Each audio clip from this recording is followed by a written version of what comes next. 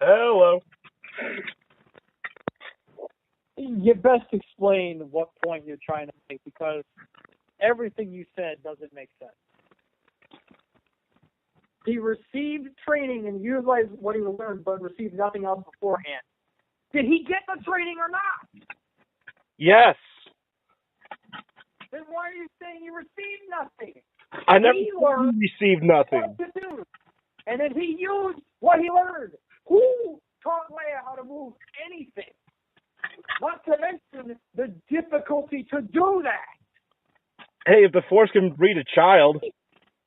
Shit, that big. In the movie. You'll see people getting dragged across rooms by fucking Jedi Masters and shit. And you don't see them ever do that. You don't even see the Sith really do that. But all of a sudden, you can just pull yourself to the space. Without training. It's not even close to being the same thing as being able to look at something. Oh, fucking hell. Okay, there we go. Also, yeah, remember, I want to know how they kill her off, because maybe the Force... It's set up at the exact end. It's going to be a damn time skip because of those kids. Rey's going to come back and pick up those kids. It's going to be a time skip, and that's how she's going to die, because she's... Could have been just a final death throttle. But yeah, she flies through space. Whoop-de-doo. Dakota. Oh. Can I take this? Yeah, whoop-de-doo. She did something that... And she resisted the space at the same time. The what? How?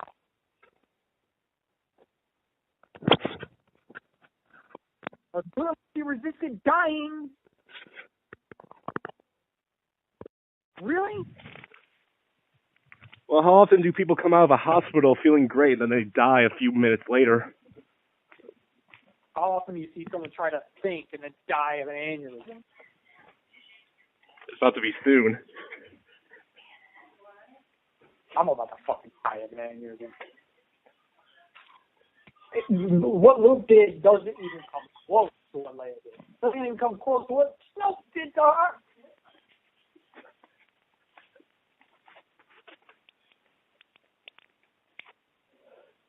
Listen, if the Force can breed a child, I want to say somehow announce Anakin's dad at some point. They will never announce Anakin's dad. The original story was that Plagueis manipulated blah blah the midichlorians, not even the Force, to make Anakin. Midichlorians. And the chosen one. He was a fake. Now we got this ridiculous shit of, it's fuck training. I can just do whatever the fuck I want. Well, if you look at the... If that was really the case, why was Darth Maul so weak with all of his training? If you look at the Star Wars RPG, the Force does aid in some of the skill checks. Yeah? Depending on how strong you've trained in the Force. Well, doesn't the Force come naturally to some people? Well, to some.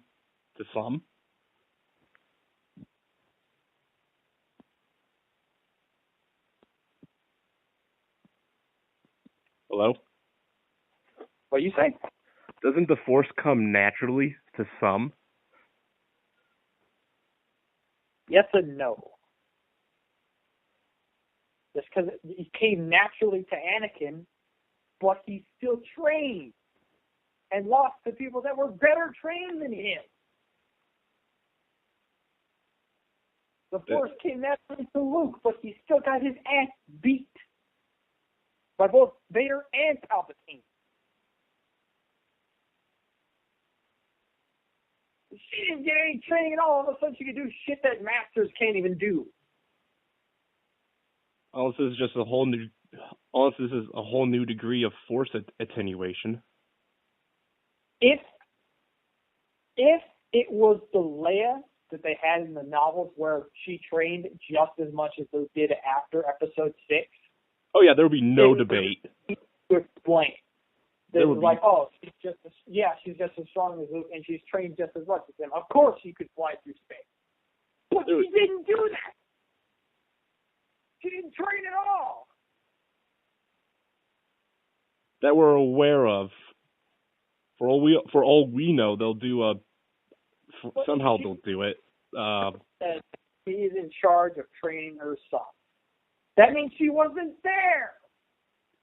Oh, yeah, you're right. Kylo Ren really would have got away if she was there at the fucking temple. Unless they didn't mention. I'm trying to think.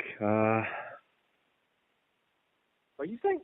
I'm just trying to think where if she did get any training, did they not mention it? Yeah. I don't know. First student, quick in, quick out. But, meh. That was the problem. Is A, she should have either died, or B, it shouldn't have happened because now she just magically did something of such incredible feat. How though? It's all kind of moot, though. I mean, it depends how they kill her off. I mean, also you literally open with her funeral. That is just like, okay, it was a death throttle. Basically, which is such horseshit. It's horseshit, but it would be more acceptable. That before she died, by the way, actually, before Carrie Fisher died, I can't believe they made the decision that Leia would outlive Luke. Really? I mean, Luke died in the fucking movie. Leia is alive at the end of the movie. Who thought that was a good idea? Okay. Anything, they should have both lived, or Leia should have died, or they both should have died. Apparently,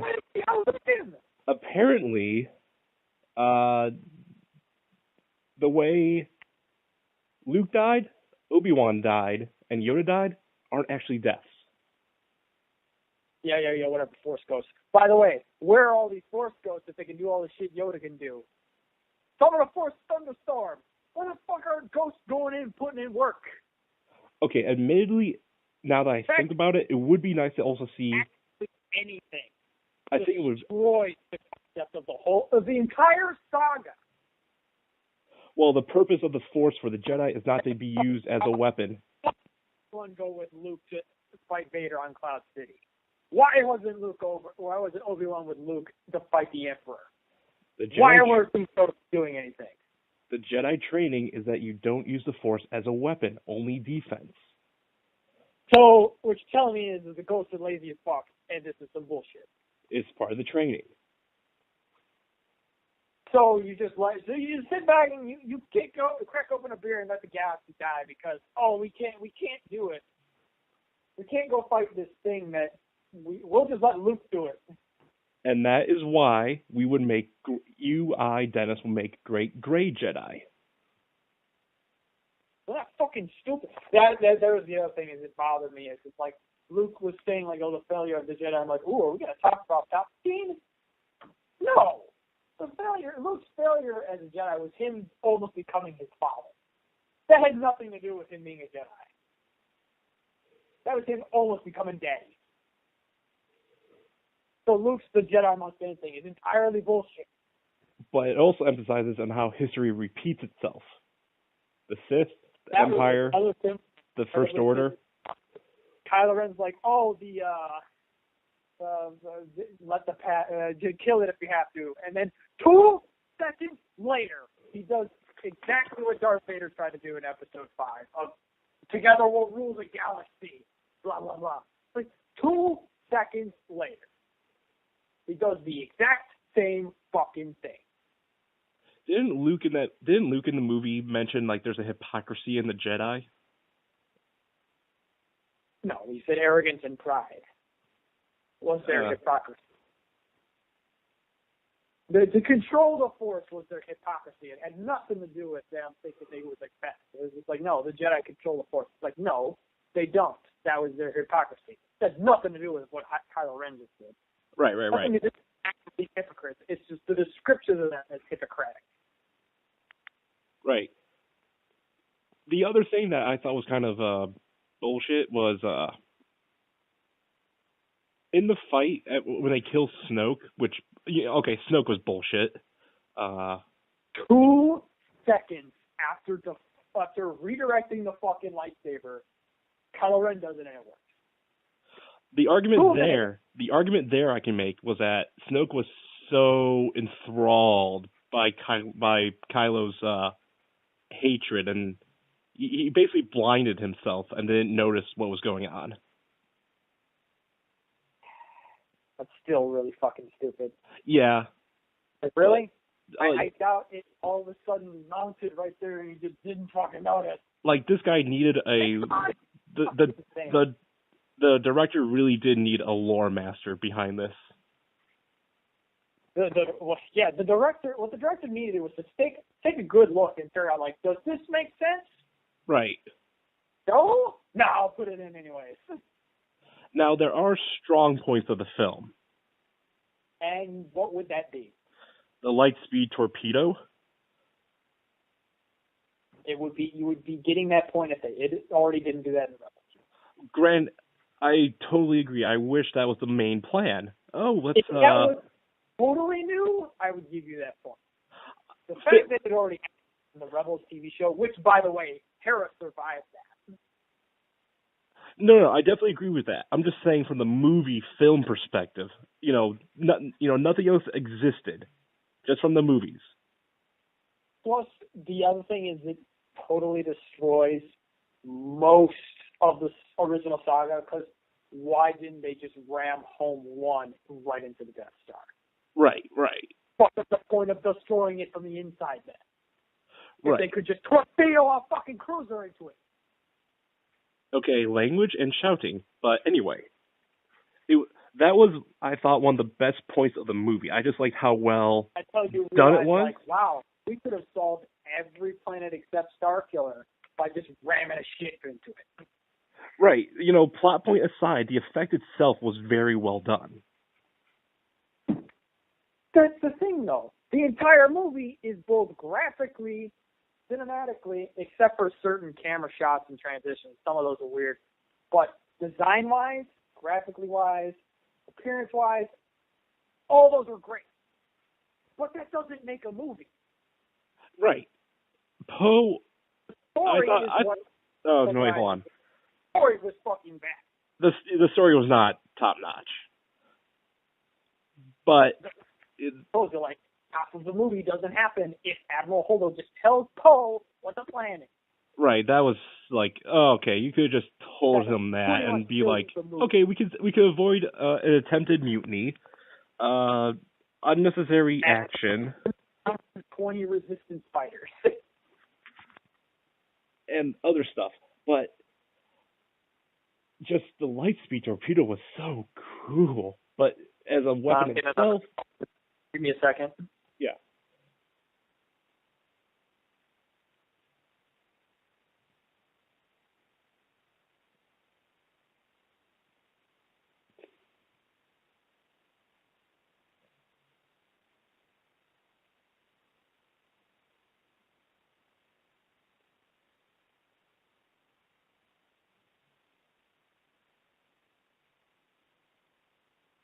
Yeah, I was getting a call from someone else.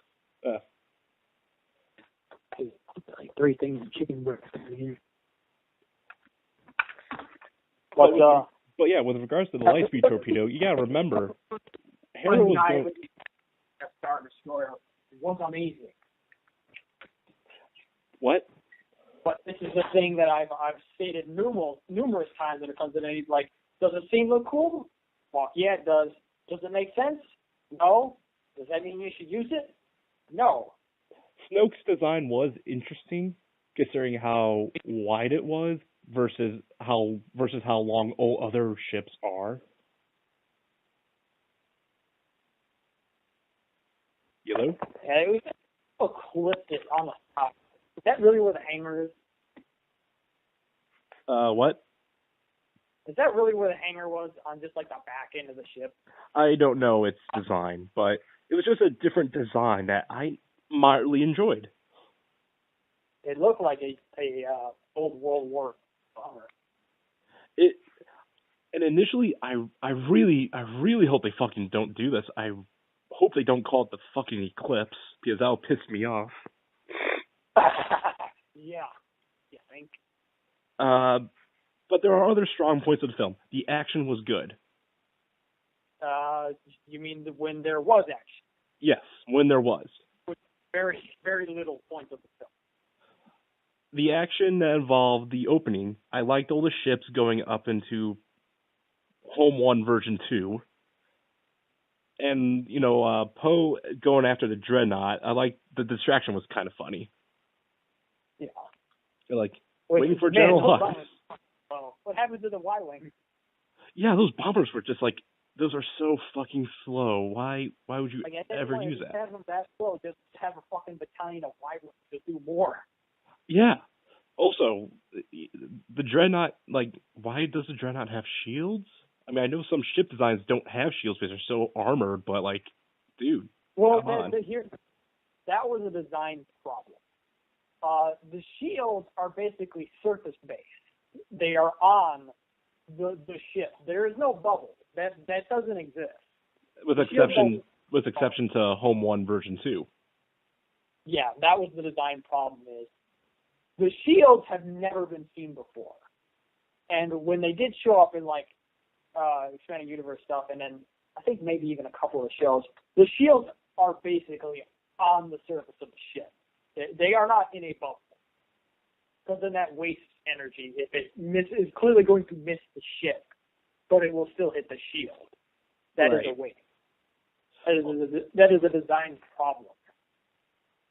Which is why having it be a giant fucking bubble kind of ruins the design of the shields. Also, Snoke's ship with its volley cannons, those were weird. Like, wait, is he is by that the way, light? how many TIE fighters do you think were on every one of those Star Destroyers? I bet just TIE fighters alone, not TIE bombers, could just destroy the Resistance fleet. They clearly had like the vast TIE swarm to just annihilate the ship, especially when it got down to one fucking ship. Yeah.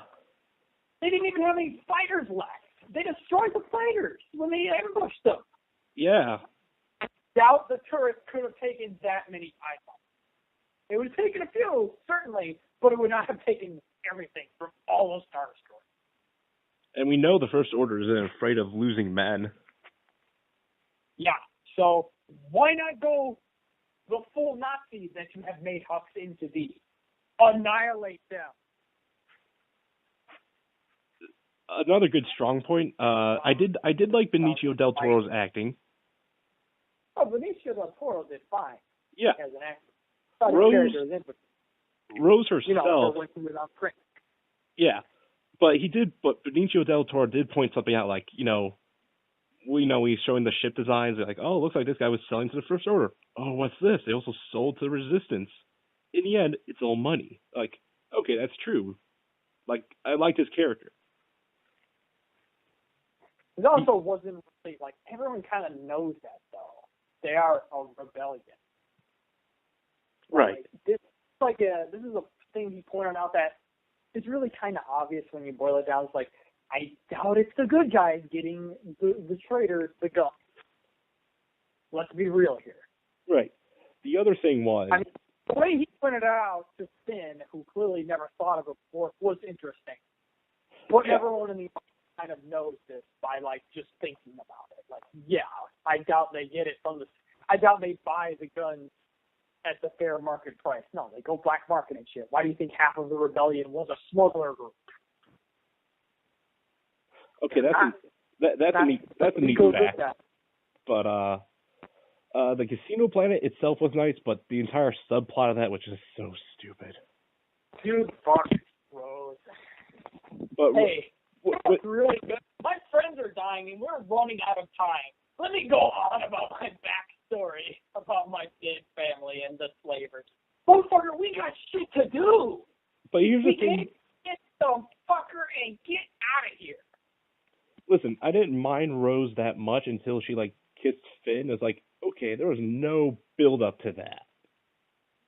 The fact that she kissed Finn, or I thought Finn was gonna go out like a boss, and then she cucked him. Yeah, I know, but the thing I would have been was that, oh wow, they just fucking Independence Day a Death Star weapon. How did she catch up to him at that age?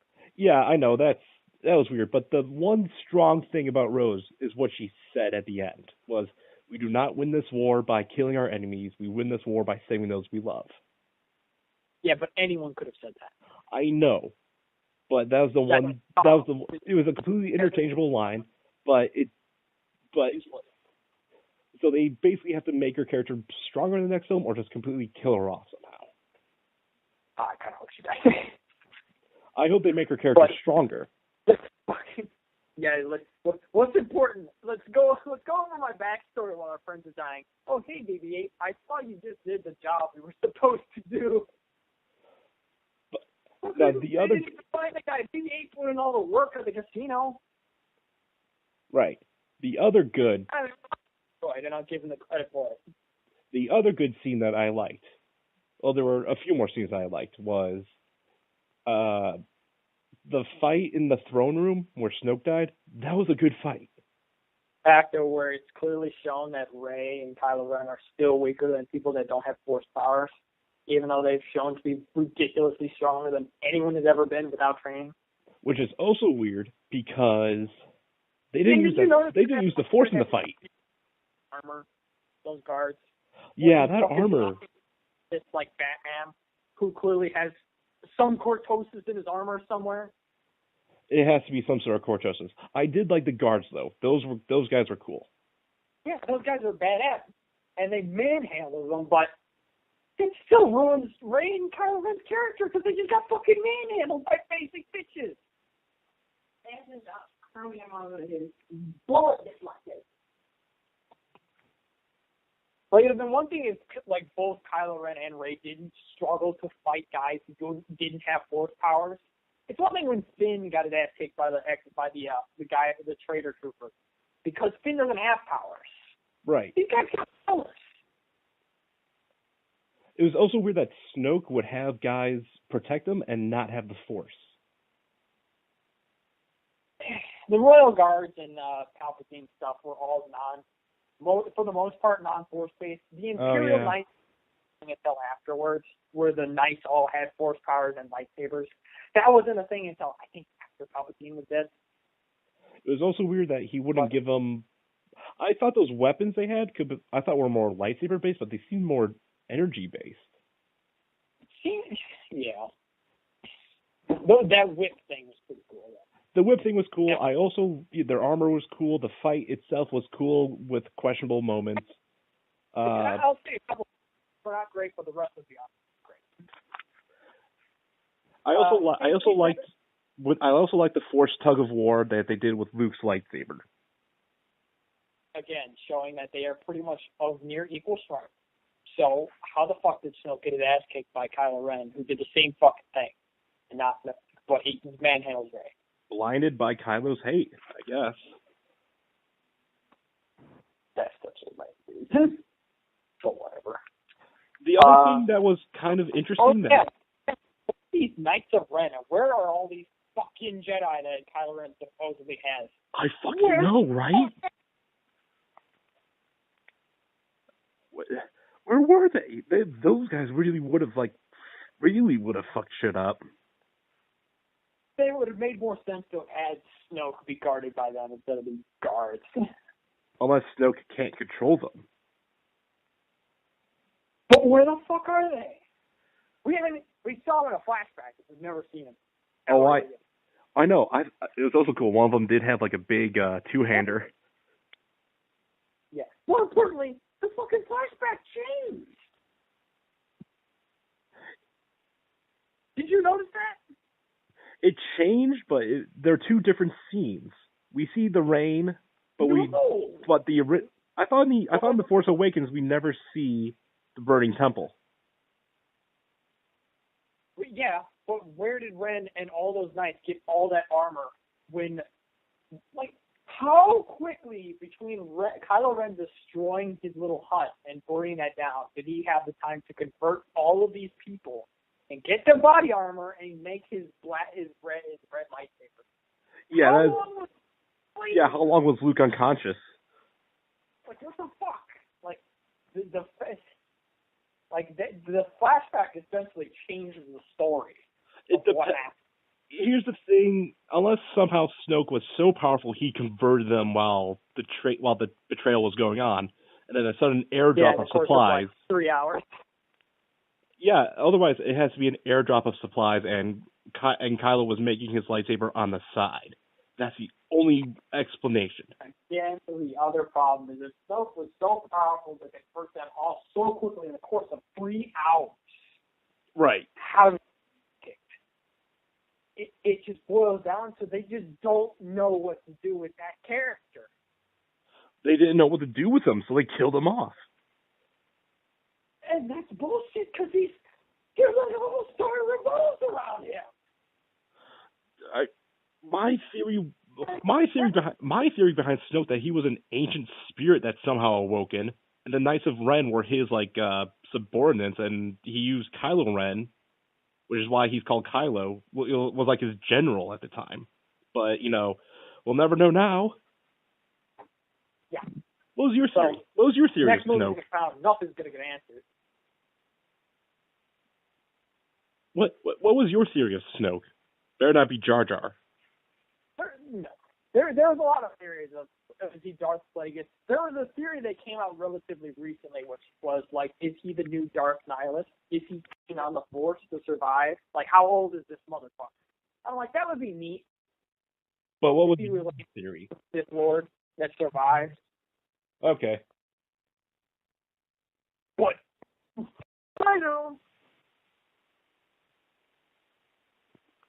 All I know is he's a fucking dead Hugh Hefner. Yeah. Now, the other good scenes that were towards the end, I liked Luke's misdirection. Like, I feel as though the minute I found out that Luke wasn't there, a lot of the story pretty much just died to me. But I liked how he did it. I liked it was. It was. Yeah. But they died.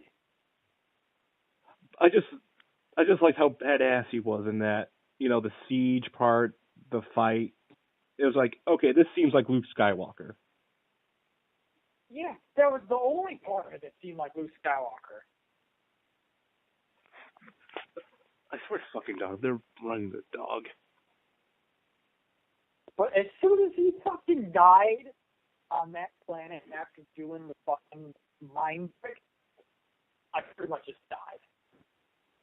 He was so fucking tired that I died. It was nice how he died, though. Dude, he fucking disappeared. Did you notice the twin sons? But he didn't get hurt. He didn't get wounded. All he did was he concentrated so hard that he died. Or he just became one with the Force, which is an ability in the canon. Still, fucking, the level of concentration that Leia would have had to have done is still higher. Because he actively survived. Where Luke is just like, yeah, I'm gonna make a Luke. The other strong point that I enjoyed was Rey lifting the rocks for everyone to get out. That's pretty much the only force she did all movie, besides cracking the ground. Where she lifted some rocks. That was her big scene. Which is what Luke did on Dagobah, which I thought was a nice repeat-ish. Yeah. I also liked how the entire Resistance was now on the Millennium Falcon. I like that because now... Really? They have nothing. How on earth are they going to win? Because now we get to see a basic origin story. We weren't seeing Snoke ruling. We were seeing how Kylo Ren came to power. We're not seeing the death of the Resistance. We're seeing the rebirth of the Rebellion. And rebellions are built on almost nothing until a certain point. So to see them all together... That's why there's going to be a time skip, because they'll never have enough to build up against a galaxy-wide army again. Which fucking worries me as well. Here's the other thing. While Luke was fighting Kylo Ren, why did the walkers not go in to actually deal with the resistance? Why did they just stand there? I don't think they could have fit. Now, why weren't they deploying troops? I don't know either. Exactly. So with all There was that also incompetency that was very weird. Now, with all this in mind, I really want the ninth movie to clean some shit up and hopefully not be directed by Johnson again. Oh, no, it's not him. Thank God. Even though Johnson's doing the next trilogy. Yeah, I'm not watching it. Well, here's a little good news, maybe. There's a petition out there to remove this Star Wars from canon. He couldn't get his new characters right, and he couldn't get old characters right. What makes you think I'm going to watch a whole new story? Because Star Wars is always fun until you leave the theater. Until what? Star Wars is always fun. It's always a fun thing to see until you leave the theater. And then think about it. Not really. Well, that's me at least. There's a lot of thought that goes into reading the novels. Now, here's the thing that I thought you would have preferred going up against these two movies, or going up against a species that is entirely force resistant, cannot be affected by the force at all, and has planet-sized starships and lightsaber resistant armor. Tell me, which do you think would have been better? Oh, they should have done the Yuzon Bong. Yeah. You think? Also, their ships aren't planet-sized. They are fucking massive, but they're no bigger than the Eclipse. They're still exceptionally powerful. Oh, yeah. So, yes, that would have been a better movie. But how pissed do you think people would be if they killed off Chewbacca? But then again, how pissed off are people when they killed off Han? The fact that it would have been consistent. Yeah. And it would have made sense. And Chewbacca. I thought Luke was strong enough to use the Force against the Yuzon Vong. He was in a different way. Like, he manipulated the stuff around them. Okay. And that's how he worked around it. He couldn't actually affect them the way that you could everyone else. He had to work around it.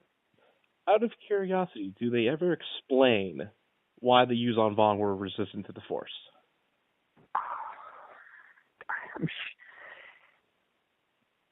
I want to say there was in one of the novels. I mean, there was a reason that they gave the Calamari was because the Calamari are naturally hunted by Vornsker, right, who use the Force. So the Calamari created the Force bubble that negates the Force. Like, they adapted to it. Right. Possible that was the same explanation for the Yuzon Vong, but it's been so long that I don't actually remember if that was a reason or not. Okay.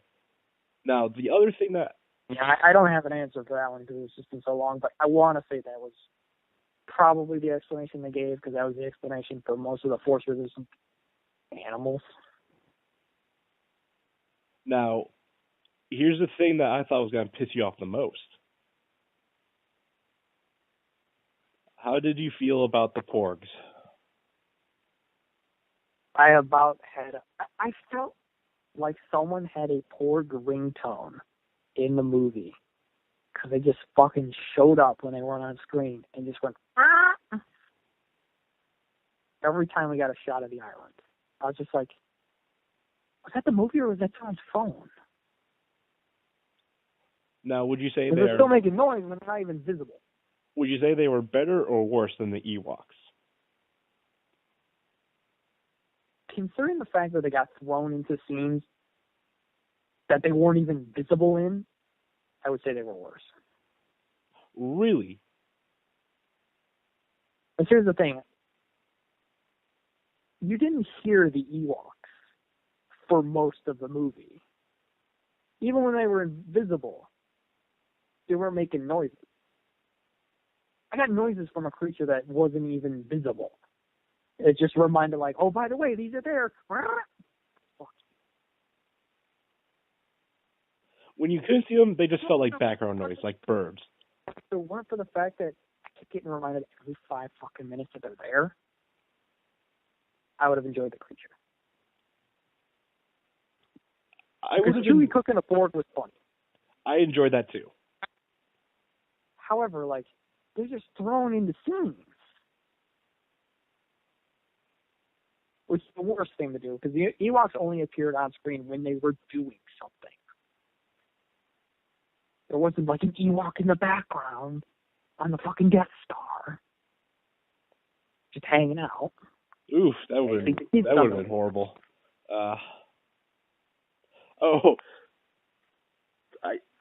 don't think we'll ever return to the Scum and Scoundrels campaign of mine. Why not?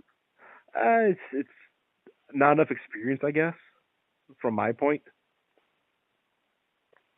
But one of the events I was going to throw in there was that you guys have to rescue a prisoner transport, and one of them was an Ewok chieftain on board. And so if you guys returned the chieftain, you guys would have had Ewok allies. But along the way, Rex, the Wookiee, Kane, would have sneezed headbutt to death the chieftain, take his cowl, wrap it as a scarf, and claim like rulership over the tribe. Cool. And be like that moment from Camp when Quartermaster kills the squirrel. that was what I was going after, of like, I am in charge now, you bow down to me, and then you guys would have to escape from Endor. That would actually be pretty funny. Oh yeah, that was what I was going after, but I'm not feeling it for Scum and Scoundrels, though the lore will be there in my 2 campaigns, which, by the way, right. Jedi campaign number 2 is near complete. Cool. So once we finish this Dennis' D&D and finish the Lost Sith campaign of yours, we'll start the campaign for Power. What did you think of Luke milking that fucking thing? Luke doing what? Just Luke fucking milking whatever the fuck that thing was. I guess that's where they get blue milk. Is that no green though? What? I thought it was green. I mean, milk from a cow is pretty yellow when it comes out, so maybe it's before pasteurization. That's natural color. It's fucking green? I mean, I don't know. Maybe it's green before it gets. Maybe it's green before it gets pasteurized into blue. Yeah, maybe you're right. I did enjoy Luke when he was on the island, like his daily life, kind of. The milk Even thing that wasn't the Luke character. Mark's moments as that character was pretty funny. Right. Him smacking Rey was fucking hilarious. The acting between him and Rey was well done. Like, I liked how... Here's the thing, though. I enjoyed Luke being a smartass. Yeah. Oh, without a doubt. I mean, that wasn't Luke's character, to be that big of a smartass, but damn, was it funny. Well, you also have to remember, he went through a pretty dark event. Not as dark as Yoda's, but... Yeah, so, and neither was Obi-Wan's. Like, Obi-Wan almost killed his best friend. Like, he cut off his friend's arms and legs. What did Luke do? Well, technically, Luke didn't hurt Kylo Ren. Technically, untechnically, he did kill Anakin. Because Anakin did die on Mustafar. Yeah, which is still way worse than anything Luke did. And Luke's being an asshole. Yeah, Luke and Obi-Wan almost. Is, like, scary, but kooky, and then Yoda's just crazy. Well, Yoda could have gone to a really dark place, too. What do you think, though? Yoda could have gone to a completely dark place because, he felt everyone die. The other thing is Yoda lived on a dark side planet, so... Well, is the planet itself dark side, or is just the nexus he was at dark side? A little bit of both. Because okay. the location he was in obviously had the dark side cave, but the whole planet was like because it's like its twisted and deformed nature, it was strong in the dark side of the Force. That's why Palpatine couldn't find Yoda. I thought you couldn't find Yoda because of the dark side cave. It's the dark side cave itself. No, it more had to do with the planet. Huh. Which is that thing, the fact that he connected Rey and Kylo Ren to the Force, but still felt the need to ask her where Luke was. Oh my god. That, I was like, why? You could have sent a Star Destroyer. You clearly know where she is because you have to know where she is to connect them. Why not send a Star Destroyer in that direction? Well, do you? Do you really need to know where they are to connect with them? You technically do. I mean, I think Luke doesn't. Darth Vader knows where Luke is when he starts talking to him. Unless it's like a Wi-Fi thing. You know, you get a still signal. got to know where they're in for the Wi-Fi signal, man. Both locations are known when the fucking hub is connecting the two. And basically, Snoke is the Wi-Fi hub. What Snoke was doing was just so Snoke like is a power. Snoke had so much power, but he was using it so poorly. Yeah, like it's, as soon as he knows where Rey is to the Force, like 10 feet from her, he clearly knows that she's getting trained. Even if he was listening in, he clearly knows that she is right. She actually says that I found Luke Skywalker. Well, Didn't feel the need. Oh, you found Luke, huh? Send a Star Destroyer over there. I also would have liked to see more of Luke Skywalker power. Like, if they didn't do that whole misdirect thing, I would have liked to see him literally, like, if there was no illusion, him literally surviving that siege. Just like, oh, would have been man. way more impressive than, oh, he wasn't there, so it didn't matter. Right. That was the Mandarin moment. Like, I really would have liked to see him, like, cut down those what are they called again? The big vehicle? Yeah, the big ATSTs. AT-ATs. Like ATM-8? We'll call them mammoths. Well, yeah, that's fine. I would have liked to see him just cut them down from a distance. Like Could be long trilogy, long series too. He could just blow away normal armies with his fucking mind, and it was amazing.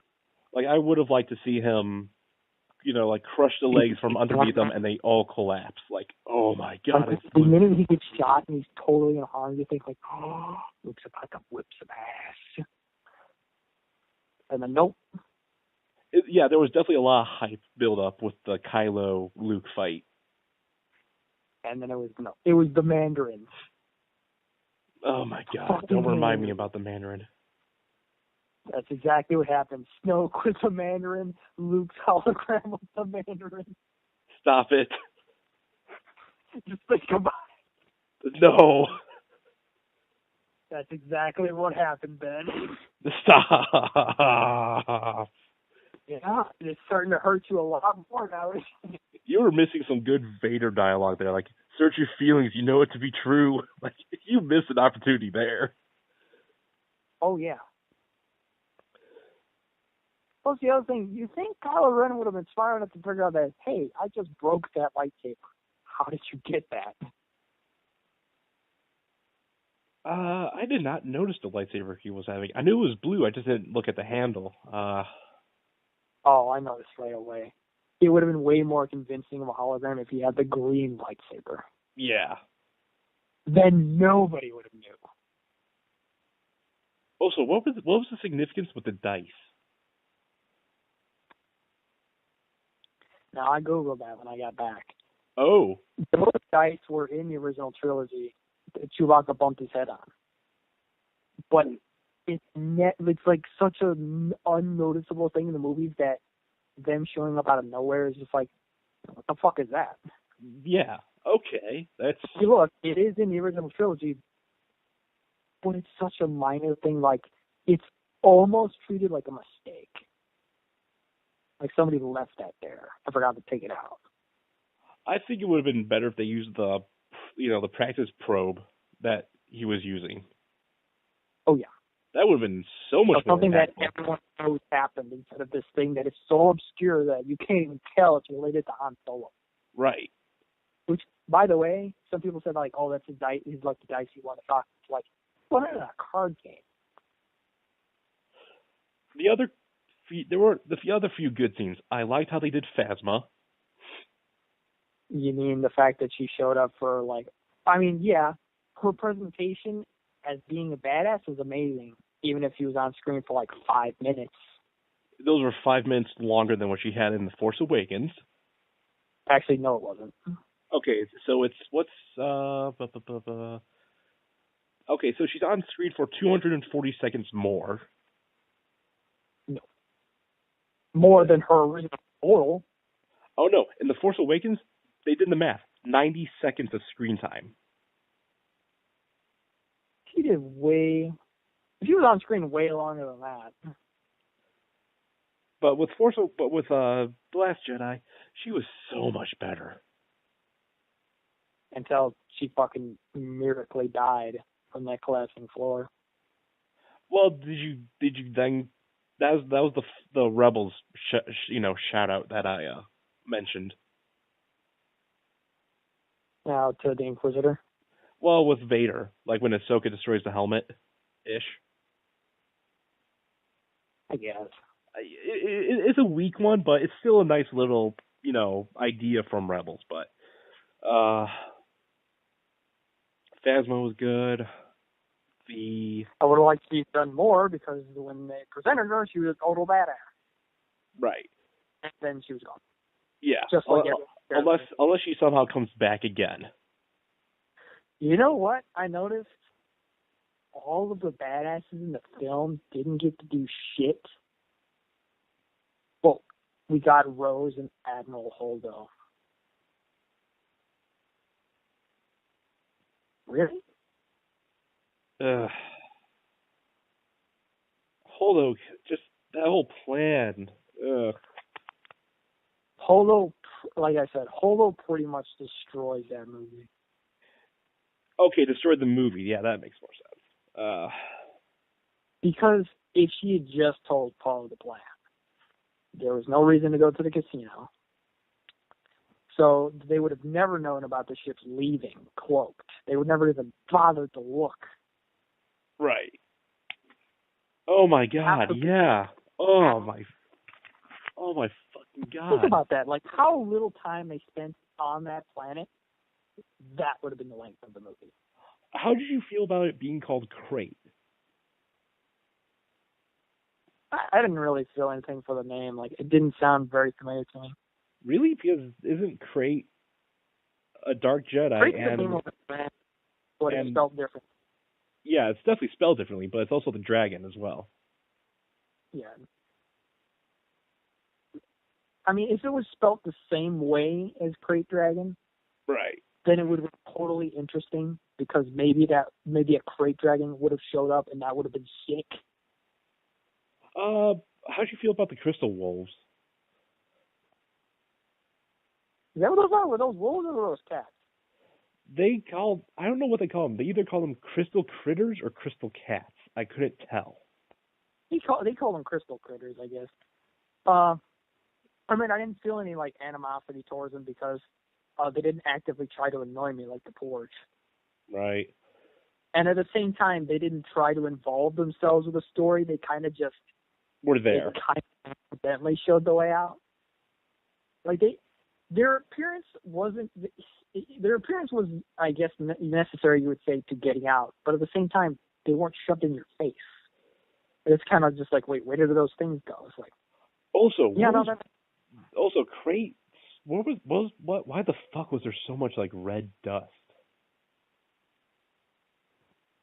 I want to say it has to do with the crystals that they saw underground Falcon. Right. Which begs the question of why was there salt? The critics. I mean, the audience. The audience. Nice. Come back. Did you notice the guy who was licking it, though? I mean, yeah, I saw him. Like, well, he's we new. Well, he's a cameo. Who was he? He directed Rogue One. Oh, that's who that was. I didn't even know what the director looked like for Rogue One. Me neither. I looked it up. It was like cameos of Last Jedi. Joseph Gordon-Levitt was in it.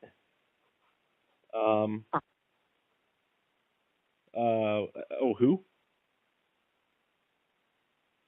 Huh? Who? I didn't say nothing.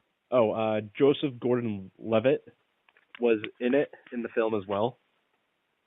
Where was he? He was in makeup as the guy when they were on the casino planet. Like, who parks their ship on the beach like that? Oh, that's who that was. Yeah. Wait, oh, that's another big problem of you didn't know how to park. Really? Right. That's what got them arrested. Bad parking. Something Warwick was in there. On the casino planet as well. I forgot what his name was. Something Warwick. And I know the fucking dumbasses, the dumbass princes were in it that no one cares about. The who? The royal princes or whatever. They were in that movie. No one gives a shit about. I kind of forgot about that cameo. Yeah, because no one cares about the fucking royal family. Right. Who else? What else? I can't believe that was the reason why they got arrested. Oh, we parked illegally. What else was neat? What? It was on the tip of my You tongue. said if they just parked in the fucking hills and walked over there, Oh, they would have kids. they would have actually gotten the right guy and gotten out of there if they parked in a place that no one would have seen them. Right. Or even if they parked in the fucking parking lot. Why didn't they request landing? They just parked on the fucking beach. Here was the other thing. At the end, when they're back on the casino planet with the kid, and he gets the broom. The force is dead, right? That's what I'm guessing. Otherwise, the broom is somehow automated, but that would make no sense. Magnetic tether, but no, that's got to be like a fucking Jedi kid. Yeah, I did like the ring. The ring was nice. Like how she opened it, how she gave it. It's like, okay, that's pretty cool. But that's where the time skip comes in. It's going to be those fucking kids in the next movie. I think and that's how Leia's going to die of fucking old age. I mean, is the next movie going to end it all, or? It has to. It's the third in the trilogy. Yeah. And Rian Johnson is going to have nothing to do with the Skywalker, so it's definitely not going to be immediately after 9. So this is going to be interesting. Literally, the next movie has to end this all. And the only thing that's happening, as ridiculous as it sounds, is it's going to turn into Return of the King, The Lord of the Rings, where all the ghosts show up and it just fucking solves everything. No, Eagles. The Eagles solved everything, okay? They were the great. I know they solved all the problems. Okay, the Eagles could have solved so many fucking problems, but that's a debate for another time. Yeah, no. Well, the debate is whether or not when Gandalf said, "Fly, you fools," was he talking about the Eagles? That's the question. First of all, is that what he said? Because I didn't understand him. I thought he said folly. No, he said, if you look at the subtitles, or even the book, he says fly. So some people think he was talking about the Eagles, but no one figured that out. We'll have to see what fly meant in 1920s. Plus the other thing, you read the location of the direction they were going, it was relatively close to where the Eagles were. How would you guys feel if we're in that situation and I tell you guys, to fly off and I go on an XP run? You go fight the raid boss by yourself. Well, I go down epic because God damn it, I don't know what's wrong with me with mages, or at least I hope Dennis did something with that, because that would be kind of interesting. What do you mean something's wrong with Magus? Like, oh, you're talking about when you died. And came back. That's a good question. Also, I kind of just realized the blonde I'm talking to in the game, I'm not thinking Yang anymore. I'm thinking more of Saber. Really? Yeah. No, you'd be right, wouldn't you? Yeah, the hair seems better. My mother says, Merry Christmas, Ben. Merry Christmas, Todd, mother. Merry Christmas.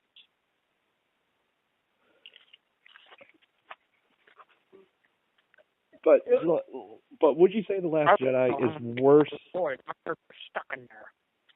But with The Last Jedi, would you say it's the worst ever? No. I mean, What would you say? It's story-wise, story-wise, it's awful.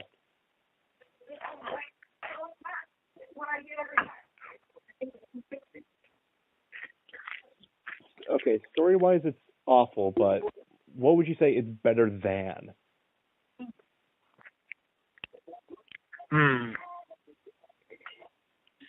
We're not including the Clone Wars maybe movie. the first. Maybe the first. Oof. Because Phantom Menace. Phantom Menace? I can agree with that.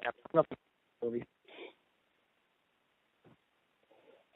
Phantom Menace, and I think it was better than all the Anakin dialogue from the Clone Wars movie. The Attack of the Clones. Yeah. Revenge of the Sith was good. Revenge of the Sith was good. Just because it was... It's definitely not better than Empire Strikes Back. I don't know which psycho said that one. The only thing that can make it better than Empire Strikes Back is the lightsaber fights. Which there wasn't actually one, if you think about it. Actually, what? If you think about it, there wasn't one. In Empire Strikes Back? No, in this movie. In this one... Yeah, you're right. Luke wasn't there, and the Praetorian Guards don't have lightsabers. So this is the first movie besides Rogue One that didn't have... Yeah, Ben saw it already. This is the first movie besides Rogue One that didn't have a lightsaber fight. I don't think the Knights of Ren have lightsabers either. How's that untrue? This is the first movie that didn't have a lightsaber fight. Rogue One didn't. Yeah, this is the first movie that isn't Rogue One that didn't have. That isn't Rogue One, yes. They didn't clash. There was no fight. Oh my god. That does not count as a fight. That counts as much as a fight as General Grievous' bodyguards.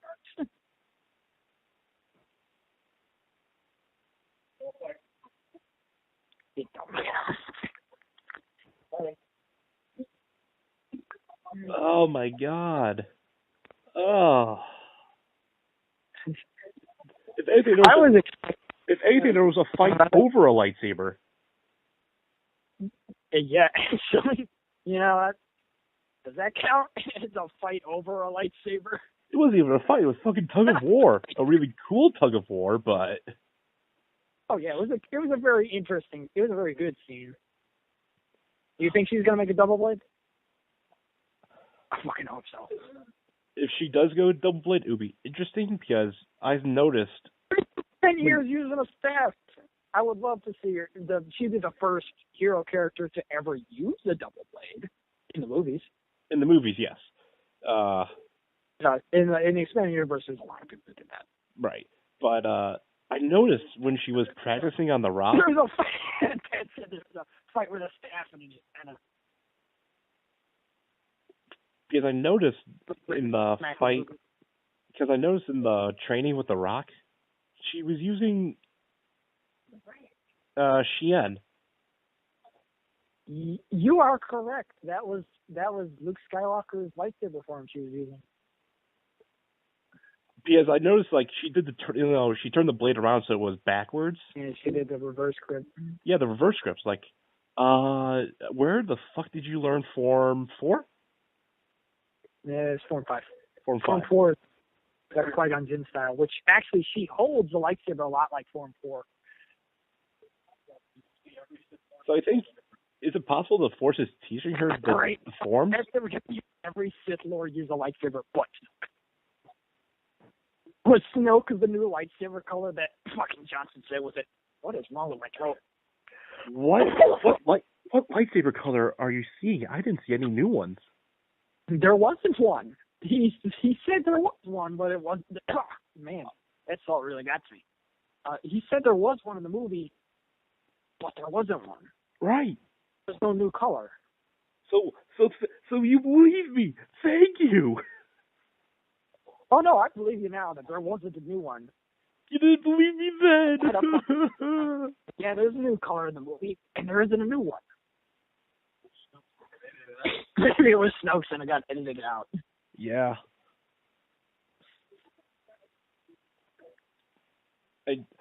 So for my D&D campaigns, how do you feel about well, one, it turns out Dennis wants to have an evil character. Evil characters? Right. I remember that discussion. Well, he wants his is going to be one. I said okay. I mean, if he does an evil campaign, I want to make a Mind Flayer.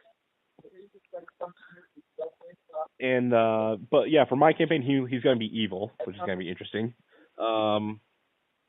Yeah, I want to if we do an evil D&D campaign, I want to make a Mind Flayer. I think that would be fun. I would not. I would definitely do an evil campaign, but not mine. Right. And how do you feel about a amputation table that I'll make? You already told me about that one. Oh, I did? Yeah. Oh, I thought I told Dennis. No, you told me about that the other day, the amputation table for the story.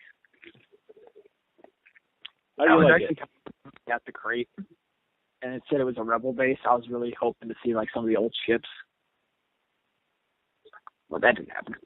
Nah, just like maybe like there's an X-wing in there somewhere, like an old style X-wing, or they thought maybe some Y-wing bombers that they really could have used at the start of the film. Yeah, I think because those runners that they had at the base were like, okay, you guys did nothing with those. You guys basically pulled evasive maneuvers the whole time. Yeah, and they kind of got them down pretty easily. Yeah, I mean, what were you guys going to do? Independence Day, the weapon? Yeah, well, you make a good point. They literally did nothing for ski fighters. And the one piece of dialogue and got scared. And the one piece of dialogue that just kept getting annoying was we're gonna be the spark that lights the fire that destroys the First Order. It's like, oh my god, we get it. It was cool. It was cool in the trailers. It was gonna be cool when you delivered it in the film. Just stop rehearsing it in front of us. Just stop using it over. Did you notice C-3PO got his arm back? Yeah, I want to know how the hell that happened.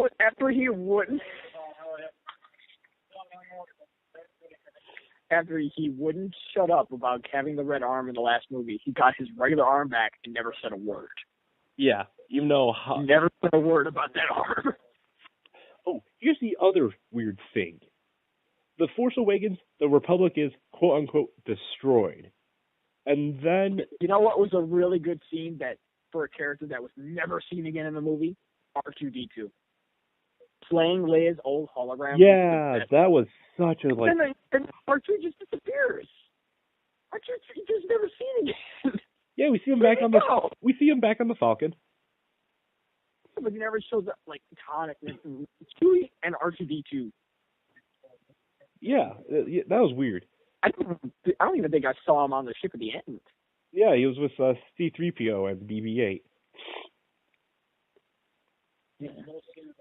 But, oh yeah, R2-D2 and C-3PO never got their reunion again. And they didn't even get a reunion in the last film either. Not a strong one. Oh, yeah, that brings me back to another thing. Did that black BB-8 droid, did he just forget about BB-8? Did he what? You know, the person that he saw in the box. I guess. I mean... Like, how... And BB-8's just in an AT-ST, cool, but did he forget that he was still on the ship somewhere? I think he just got launched. You know, like when Akira Toriyama forgot about launch. Oh my God, you're right. That is exactly like launch. He's totally forgotten. But yeah, seeing the Leia hologram again was like really like, oof, that's a powerful message. But I also like how that's that's a cheap shot. I also liked how he like commented on. I also like how he commented on Rey, like, well, I'm from the middle of nowhere. Trust me, you're not from the middle of nowhere. I'm from Jakku. That is the middle of nowhere. It's like, yeah, that's pretty much nowhere. Yeah. How do you feel about Rey's parents? The character was basically one of our characters, so it was just like a smart ass. Well, he's free to do so. But how do you feel about Rey's parents' reveal? I really hope that he's lying. I hope that he's lying too, but then again, it does open up a good like element of you don't have to be a Skywalker or a Solo or be anybody of unique ancestry to be great. Yeah. That's why I hope it opens up too. This isn't the first time on screen that he like lied to her face. Yeah. Like I think that would be nice. And then he like looks at her later like, no, I'm not gonna do it. What? Like I really hope in the next film they point that out of like you don't have to be great to become a legend. Like the Skywalkers are legends. Solo, oh, we know him from everywhere. We know who the fuck is Rey, last name unknown. Like, we get to see Rey become a legend, basically. Yeah, that's what I want to see. It bugs that shit out of me with the ghost, though. Like seriously, Yoda decided to show up now. I think I didn't mind Yoda showing up. But now that I think about it, I would have also liked to see Obi-Wan show up, but really well done. Not cheap CGI, but like something good. Well, the other thing is you could have had like Qui-Gon Jinn there or fucking Anakin Skywalker. The guy that Kylo Ren tried to be. Okay, how would you have felt about Hayden Christensen back in the Star Wars, just even for a short time? With this director's writing. Here's the thing. Most of that character's problem came from the dialogue. Yeah. When he didn't talk in those movies, he did perfectly fine. His range of facial expression was really well done. It was just the dialogue that kind of killed that character.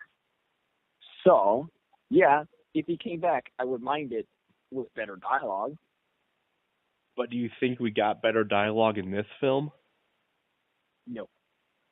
So, how did you feel about Hayden Christensen back in this film?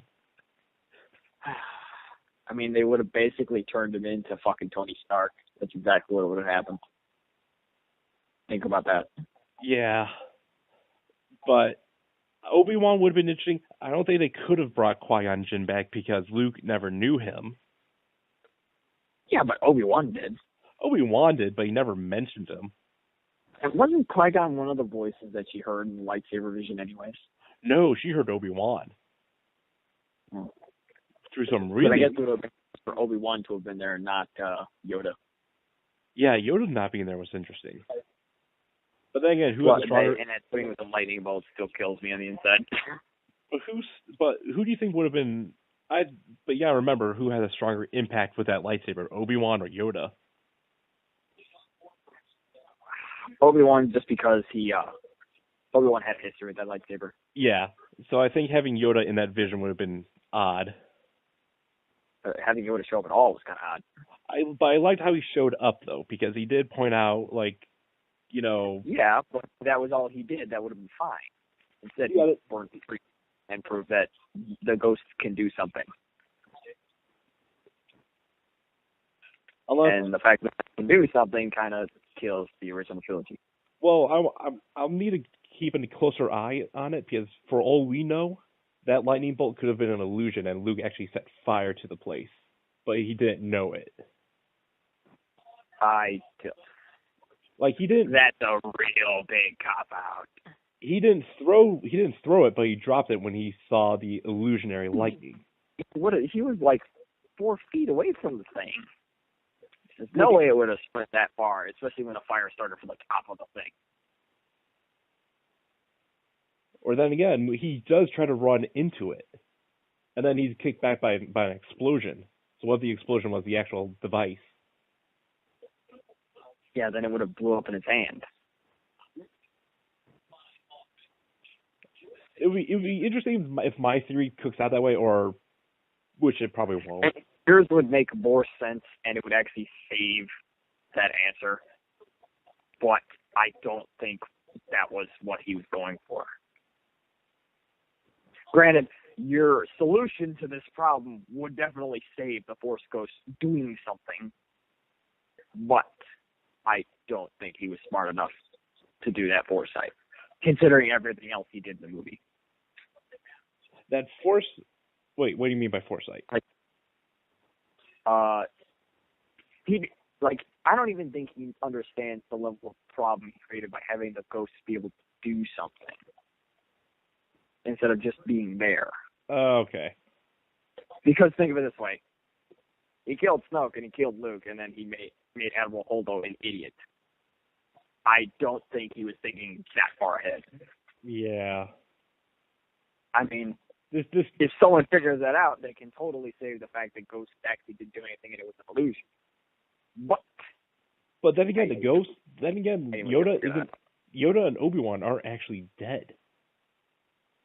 From the lore of the abilities of one with the Force. Yeah, but they're still like ghosts. So yeah, it would be interesting if it turns out the ghosts really can interact in more ways than we thought. No. If that was the case, the ghosts really should have solved every problem in Star Wars. There shouldn't have been any Sith at all. Unless there's something countering them. The other thing is it could become ghosts too. So feel as Oh dear God! A Force ghost. Think about that. A fucking ghost Palpatine shows up again. Oh God! Which, by the way, he did do, but he couldn't do anything as a ghost in the books. Ghost Palpatine does show up, but he's not able to do anything without a body. Which is why he possesses a Luke clone. From Luke's dead hand, by the way. Yeah. So again, having the ghost able to do something makes a lot of problems, because then that means the Sith would be running rampant. Think of it this way: when they have the Dothamarian witches show up, the ghosts can't do anything unless they are summoned, because those are different. Yeah, it's magic. Yeah, that was like Force magic, so it's different than what the Force ghosts are. But Right. having the Force ghost do something makes it a big issue compared to like summoned spirits that are bound to the world now, because you brought them there. Though it would be interesting, it is a horrible idea of a Force ghost war going on in like the aftermath. Then that's when you jump the shark. Yeah.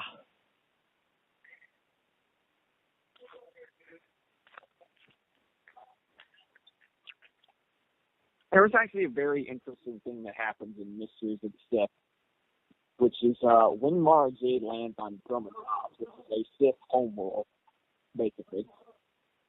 But not really a homeworld, it's just Capital World from the Old Republic. Two of the things you note first when you land on the ship is it fucking sucked. But there's a lot of Force orbs that are just floating around the area. It's the only zone I'm aware of in the game that actually has like Force, like the Force power-ups, because the rest of the ones are for blasters and for shields. Like, I don't think like the permanent Force ability really shows up anywhere else. It certainly doesn't show up anywhere near in the last few zones of the game on Dromund-Ka.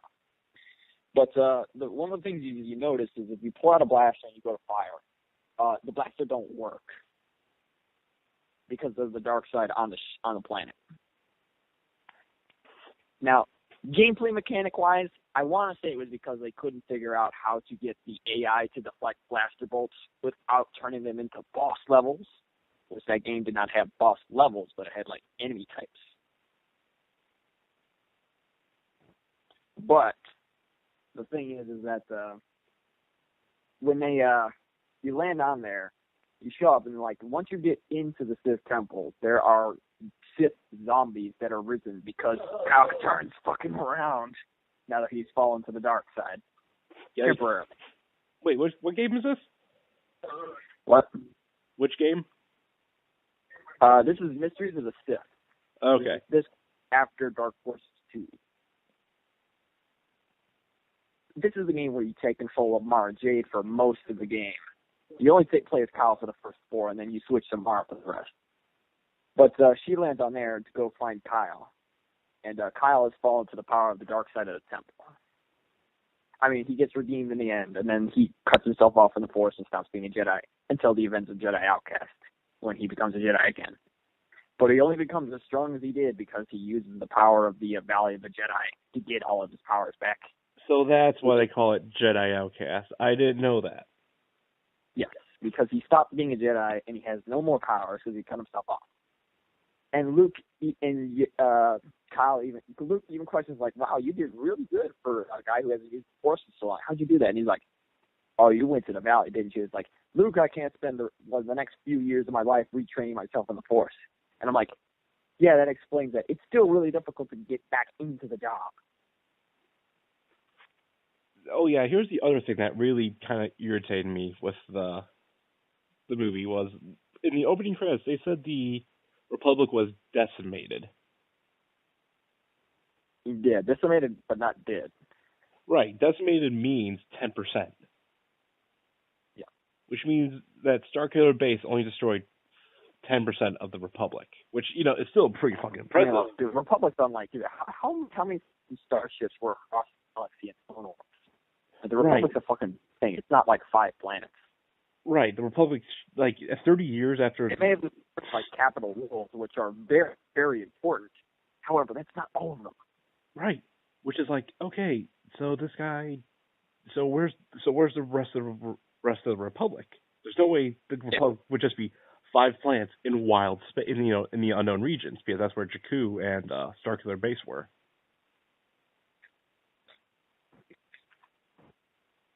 No, it actually kind of pissed me off a little bit. Was they kept switching between calling themselves Resistance and Rebels. I was just like, you established those 2 different things, didn't you?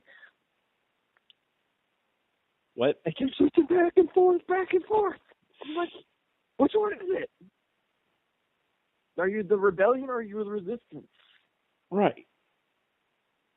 Which is like, okay, why would the Republic not jump on these people who are making another Death Star, basically?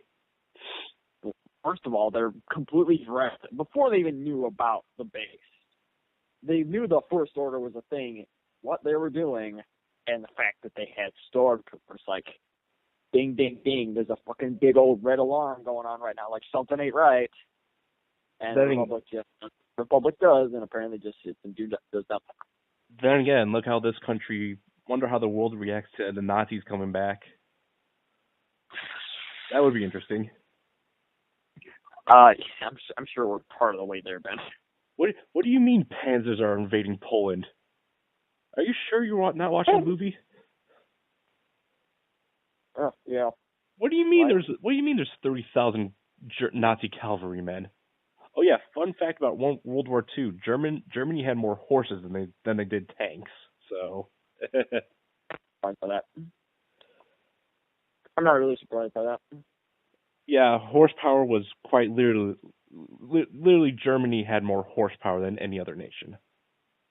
Yeah, literally. Yeah. But yeah, with the Republic, with the new Republic's like, okay, where's the rest of you guys? There's no way you guys are just 5 fucking planets in unknown space, in wild space. Yeah. And I was just like, ooh, on the uncharted regions, are we going to get the bomb? Nope. That was the Vong were a very interesting explanation as to why Palpatine was making all of these weapons. Was because Palpatine knew about the Vong? Because the Vong, the reason the Vong invaded was because of technology. Technology is one thing, but they're also kind of like what's the good thing? Parasites. Well, they basically are. They basically like come in, suck up resources, dominate, enslave, and then leave. So so the locusts from Independence Day. Yeah, pretty much. That's pretty much how the Vong work. Because I know they also hate technology because of what happened at their home planet. Oh yeah. Did they say how old that was? Vong is that was the whole that was like the explanation as to why Palpatine was making all of these weapons was not really to fight the rebellion, because man, what the fuck do I need a planet killer for against some rebel fleet? Right. When I have bigger ships, like that wasn't the explanation. What the explanation was is that Palpatine knew about the Vong, so his plan was to build up forces to combat them. In a weird way, it makes Palpatine out to be he had a good intention, even though he's still a giant dickhead. Well, yeah, remember, the road to hell is paved in good intentions. And that was an interesting development for his character. It was. Wow, he spent a long time preparing for this army. But then again, he was also a Sith, and the rule of two was pretty adamant in his mind. Even though he broke the rule of two? Who else did he have? That's not what I mean. He trained Darth Maul while he was still Darth Plagueis' apprentice. Really? Mm-hmm. Now, Sidious killed Darth Plagueis while the Duel of the Fates was happening. That is where he was. Huh. So while because it would have been real odd if Plagueis heard that a Jedi was killed by a Sith Lord and it wasn't Palpatine. So Palpatine went to go kill Darth Plagueis while Darth Maul was dealing with Naboo.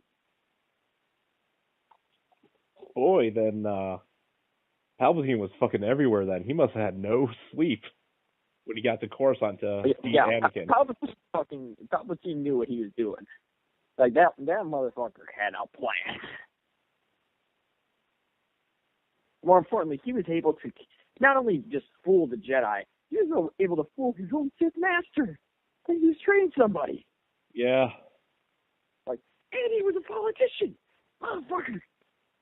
In more places than fucking The Rock in every movie. There was a line from the Clone Commando books. I think it was Order 66. Might have been. Where Cal Scarita pointed out, like, right. only a Sith Lord would be clever enough to create two armies to destroy the Jedi. Mm-hmm. I thought that was like, oh, that's such brilliant. That is true. Oh, yeah. You wouldn't have expected it. You would never expect your own army to turn on you in the middle of the war. Right. Which makes me think, how long if Anakin didn't confront Palpatine, how long do you think Order 66 could have been delayed, and then the Senate realized they could initiate Order 65? Yeah, but Palpatine, that was why Palpatine had to talk with Anakin. Yeah. Palpatine knew before anyone else did when Grievous was going to go down. Palpatine was the one who let them know where Grievous was. So Palpatine was like, this is the final stage of the plan. So when Obi-Wan went to Grievous, Palpatine decided, like, this is the time. Okay, these movies are not doing Palpatine justice then. Oh, fuck no. Like, the novelizations of the movies, as well as, like, the stuff surrounding the movies, explain what he does way better. I mean, like, you can see some of it in what goes on in the movie when he's around. But holy fuck, man, is Palpatine a fucking mastermind. I think it would have been interesting to see what Starkiller Base could do to the Yuzon Vong. Oh, yeah. I mean, that thing probably could have taken out quite a few of them. And again, they're, as far as we know, they're not around. They could still show up. they do say universe. It was a stupid decision to introduce them in the last movie. They do say universe in the Last Jedi. Right. So that definitely opens it up. Yeah, but it'd be really dumb to introduce them at the end as the main villain. Right. I think what J.J. Abrams should have done if he was a real Star Wars fan was that, what could have just went wrong. Yeah, or it could have just done a build up to maybe the Force Awakens was, Rey and others, or somehow incorporate Rey again. A female Jedi, I won't say no to.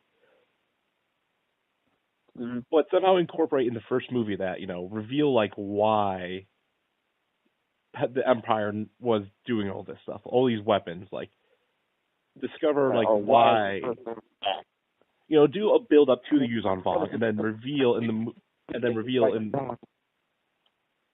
what? And I said, the First Order could still be allowed to be a giant dickhead, but they could also be fighting Vong. I just think it would have been interesting to have a movie to build up the Vong, discover all these weapons that were being built, all this training, all this planning, and then reveal at the end of the first film that there's an enemy coming from outside the galaxy and we're not prepared. Mm-hmm. Yep. Which would have been really interesting, but it could also deprive the main movies of okay, so all this inner conflict could have been averted if you just told us that the enemy is coming. Here's another thing of, the First Order was all hiding out in the uncharted regions in the middle of butt nowhere. Yeah. What was the old Empire? Right. Where the fuck do they get all of this shit? Where is the money? Where are they getting these supplies? How are they building things that are way bigger than anything the Empire had when they don't even control anywhere near half the galaxy in Force Awakens? Starforge. That would be an interesting explanation, but no one's brought it up. No one's explained, no one's even questioned, how do they get all this? Where did they get all this? How did they make all this? Then again, look at Finn. And what are the odds that they're all brainwashed, not questioned? I mean, why isn't the Resistance asking?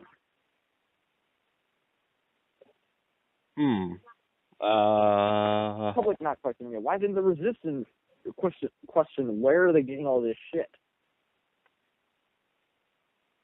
I think they're oh no, they've had this all along. It's I think they're more focused on trying to make sure another Empire doesn't come out of it instead of trying to I think they're trying to snuff out the flame before the fire develops versus what is causing the fire.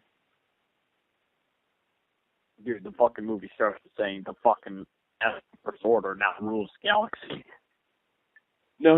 I refuse to believe they rule. The First Order has pretty much won.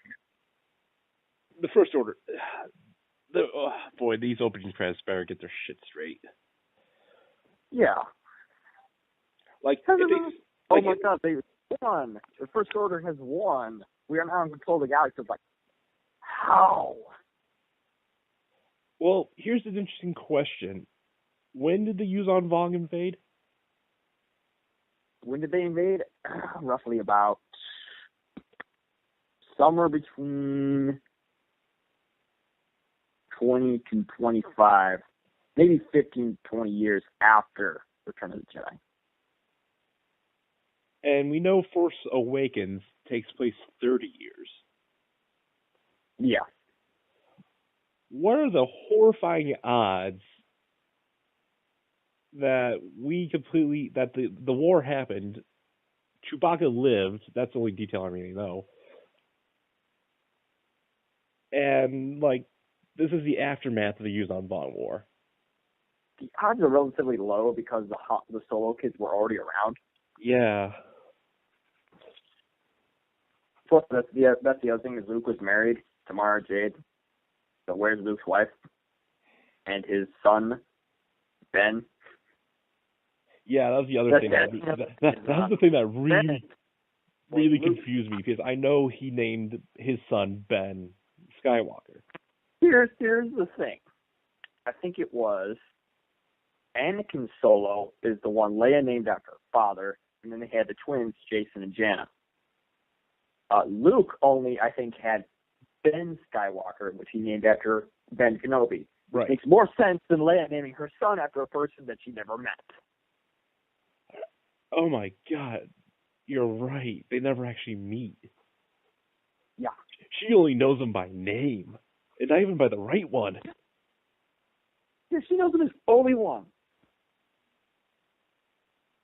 Luke is the one who knows Ben. He fucking knew him for years. Right. Which is why in the novels, it was his son, Ben Skywalker, and Leia named Anakin after her father. Both of which would make more sense. It's just... They just gave him Ben because they thought it would be cool, but I mean, there's why so would much... we name a kid after someone we've never met? There is so much How Solo movie... didn't even know him that long? How Solo knew him for like half a day? Technically, the events of the two movies take place over like 48 hours. You're right. You think that's fucking scary? You think that's scary from Mages' perspective in the D&D campaign? From the eclipse to the ballroom is only about like 5 minutes. It's only about 24 hours at most. Yeah, whereas me and Julian have had at least 5 months. So what do you think is going through my mind, basically, of like, I am so much fucking shit is going on. And you just all of a sudden were in the dungeon, and we showed up like to us it was 5 months later, and you was like not even like a couple hours. Right. And that's totally fucked up on perspective. That's a mind fuck right there. So how do you think I feel? Like I nearly die of frostbite. Well, I don't even nearly die of frostbite. Fuck. Is it Brendan or Sean who's bagpipes? Bagpipes is a thief, right? Yeah, bagpipes is he's the cryo man. Well, he's yeah, that's Sean. Yeah. Brendan's a super. Yeah. I don't even remember what Brendan's character's name is. Yeah, Sean. He's the one who technically died of frostbite. Yeah. See, he's a cryomancer now. But it's like, yeah, with Mages, with this time stuff, it's like, oh my God. Dude, that's so weird that there's actually no space of time between these two movies. Yeah, that too. Because, but like you said, it's also nice though. Like, basically, the new trilogy takes a amount of time of 2 days. Right. Whereas the jump from New Hope to Empire is like 5 years. And then Empire to Return of the Jedi is at least 1 to 2 years. It's 3 years. It's 3 years? Yeah, it's 3 years. But it's like how long it was actually, but I don't really remember that line. But it would have been. But the thing that he wanted to avoid was, a remake of Empire Strikes Back, because if they opened with a time skip, it would have opened with a time skip of the Hoth. While it did have similar Hoth aspects. I would actually, as honest as it would have been, I would have actually preferred a time skip, just so that way I would live with not seeing that chase scene. The chase scene? The thing that was the whole movie. Oh God. When you think of it as like, what was the name of that movie with Sandra Bullock and the bus that had a bomb strapped to it? Speed. Speed. Yeah, That movie had way more intensity in its chase than this movie did. Like, you don't really feel the threat when the guy is shooting at you and it's not doing anything. Right. It's just, I can't wait to see how it should have ended. Does this? I can't wait to see cinema. Oh my god, that's gonna be brutal. It has to be a two-parter. It has to be a two-parter. Savage is going to be unrelenting. Because watch how it should have ended. So what's the plan? Oh, yeah, we're going to this thing. It's like, okay, cool. And then fast forward. Then after he asked him, you know what the real thing here? Fucking Poe is trying to be nice. And he's like, all right, boss, what's the plan? Like, yeah, he's not too happy about his demotion and his position, but he's still trying to be nice to his new boss and ask, all right, what's the plan, boss? And instead, he acts like a fucking bitch and still doesn't tell him the plan. And he asks later, after all it happens, and she still doesn't answer him. And at this point, everyone thinks they're going to fucking die. Oh my god, I just realized. Okay, here's 3 ways how it should have ended. It's got to have like 3 different endings, at least. Uh-huh. It's going to be like, okay, boss, what's the plan? We're going to go to this planet, and, this is this. Okay, good. And then there's a fast forward, like, skit. Okay, boss, what's the plan? When these ships are about to hit zero fuel, we're going to turn them around, and we're going to light speed torpedo them. Okay, boss, that's good. And then the other thing is, why wasn't she doing that while her friends were getting shot? Instead, she waited until most of the ships got shot down. Right.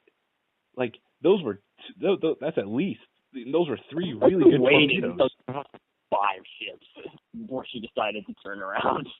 Right. I mean, you saw what Home 1 version 2 does. What the hell would those 2 do? Though smaller, but, Yeah. And like I said, the as cool as it is, the hyperspace like fucking torpedo, it's cool, but it just destroys a lot of things. Right. Like, wouldn't the rebels do this to like every Star Destroyer or even the Death Star?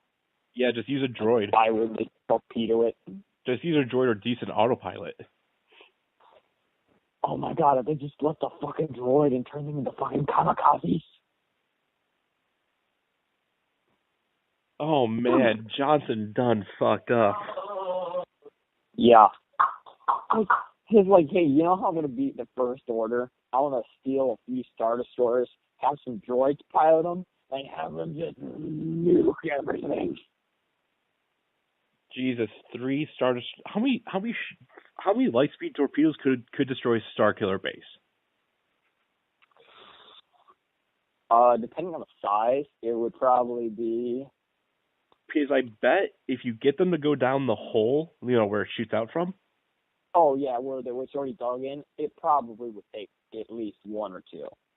If they went straight into the reactor or the cannon, it wouldn't take that much at all.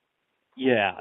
Oh, my God, Johnson. You fucked up. Johnson pretty much has destroyed any concept of, thought. Oh, my God. And then, what was the other thing? Trying to think. We were talking about Holdo and how it should have ended. Oh, you know what? I was wrong. It doesn't destroy half of the movie. It actually destroys the entire movie.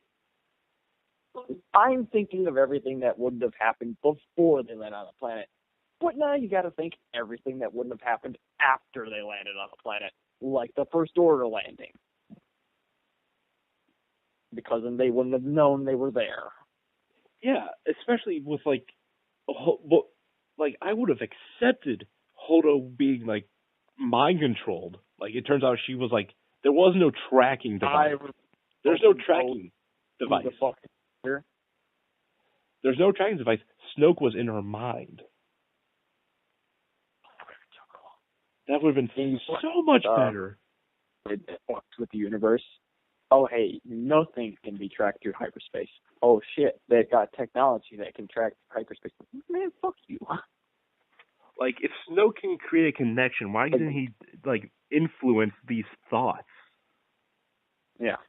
And then it turns out he was controlling Holdo, and like Holdo's like, "What are we doing? This is not a plan." Like that's why we're asking for. The minute that fucker said like, "Oh, don't worry, I've got him on a string," I'm like, "Oh, there's a traitor on the ship." Yeah. But no, it just turns out they made technology that destroys the concept of guerrilla warfare. You know, everything that the rebels have been known to do. At least the thing with the gravity wells is just like, well, you have to be dumb enough to travel into them to be hit by the fucking giant wall that is the gravity Star Destroyer. Yeah, the interdictor. Yeah, like, and anyways, the only time those things would be active anyways is when they know when they're coming. But they're basically interceptors. Yeah, which is instead like nope, we always know where they're going to be because we can track them through hyperspace now. Right, like, but just oh my God, Johnson, you fucked up. Oh yeah. Okay, wait, did he fuck up or did the writers fuck up? Oh, he wrote the story. He did. Did he? Yeah. He fucked up. He fucked up bad. Yeah, she just told him what the plan was. None of those people would die. There would still be a resistance. Nobody would have left on Crate to fight them. And they would have been totally safe in their new home base of Crate. Oh my God. Yeah.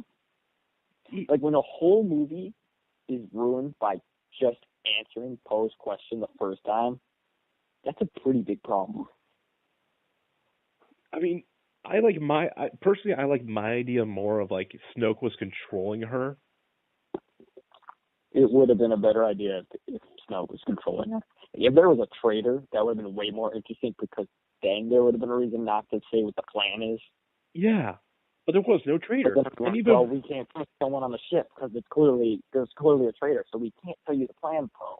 But here's the thing: even if it was a traitor, who would it be? I don't know. It could, if they were smart, they could have written it as Finn as like a double agent, but Finn didn't know that. Or a sleeper agent, sleeper programming. Yeah. That would have been interesting. Which would have made his character even stronger. Oh yeah, if he could have broken that would have made him a real hero. Well, no, he didn't break it in time. Like he realized he's a sleeper agent. Like at the last second, like, oh my God, what have I done? Yeah. Which would have made which also would have made his defection in the previous film. There's the traitor on the ship, and that was the thing. Everyone knew how they knew they were there, so they know there wasn't a traitor. Right. She has no reason not to tell the crew what's going on. But it would have made Finn's defection so much more stronger in the previous film. Oh yeah. He's a sleeper agent to try to find Luke Skywalker. Mm-hmm. Well, not find Luke Skywalker, but destroy the Resistance. So it's an easy solution to such a stupid problem. Oh my God, Johnson, you fucked up. Oh yeah. So now that we have finished our discussion, what do you think of the movie as a rating? Okay, I'm glad you called to discuss this. This 7 out of 10 has now dropped to 4 out of 10. Yeah, when I walked out, gave it a 5. I mean, the only thing that saved it, well, not saved it. Well, the only good aspects of the film were, let's see. The effects, the music, the action, what there was. Yeah. I enjoyed Luke. Everything to do with the story. I will disagree with you on Luke's character because I felt his complete 180 completely destroys what happens at the end of episode 6. I mean, I understand his character because he understands he's fucked up, so he's done with it.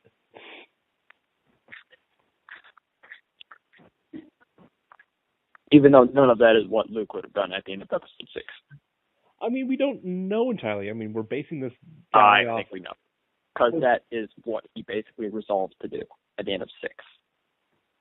Not because, I'm going to make the temple because I'm Luke Skywalker. No, that's not the reason.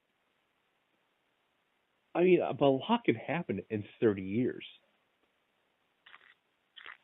Yeah, remember, he almost became his father. Yeah, which was an interesting scene until it became shit. I mean, he realized that, but I think he also realized, I'm not Plus, this that scene grand killed legend. Well, that scene pretty much kills Luke's point about the Jedi. Like, no, that has nothing to do with the Jedi, Luke. That was you almost becoming your father, which You almost would have didn't. been more interesting. You had admitted to that instead of saying, "Oh no, it's the Jedi's fault." Like, no, that was the Vader in you. But It was like, a much more thing than like, "Oh, the Jedi." so ultimately, the strongest characters in this movie are. Go ahead. The strongest characters in this movie, I want to say, probably definitely improved character. Was very interesting. And then Toro's character was also very strong for how little he was on screen. Who? I'm trying to think if there's anyone else. All right, what about you? I think Finn is stronger now. Yeah. I think Kylo Ren is stronger. Agreed. Because I definitely like how he destroyed his helmet. I thought that was awesome. Yeah. Which is also, him saying, let the past die. Kill it if you have to. It was like, okay, that's pretty... Even though 2 minutes later, he does exactly what Darth Vader did. Okay, I wouldn't say 2 minutes, between that and the helmet scene, but yes.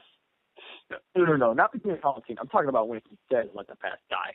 Yeah. When he actually says that 2 minutes later, he does exactly what Darth Vader did. But no. I also like his scar now. Like, it's not just his face, it's across his chest. Yeah, which is a fully design change from what actually happened. Yeah. I thought Rey... No, we'll let that pass for now. Pass for now. I thought Rey is stronger now. Yeah, even though some of the things that happened are weird. It's so weird. She received so little training. It's like, oh my god, this is a training montage. What? Oh yes, she didn't get any screen time, but that shirt though. Wait, why did it want to without a shirt? Oh right. Eye candy, I guess. I don't know. But I thought Rey is stronger now as a character. Mm-hmm. Because if the parents thing is true, then that just makes her.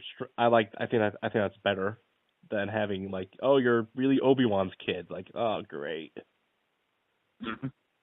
I thought Chewie was a strong character for as little as just because he is my spirit animal. Yeah, he's your favorite, but I wouldn't necessarily.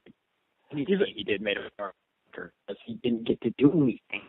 Oh no. Chewbacca is not my favorite Star Wars character. I think he's a stronger character. He's definitely a strong character. To me, he's a strong character because though little as we see him do, we see him still be Chewbacca. He's still taking care of the Falcon. He's still helping. Yeah.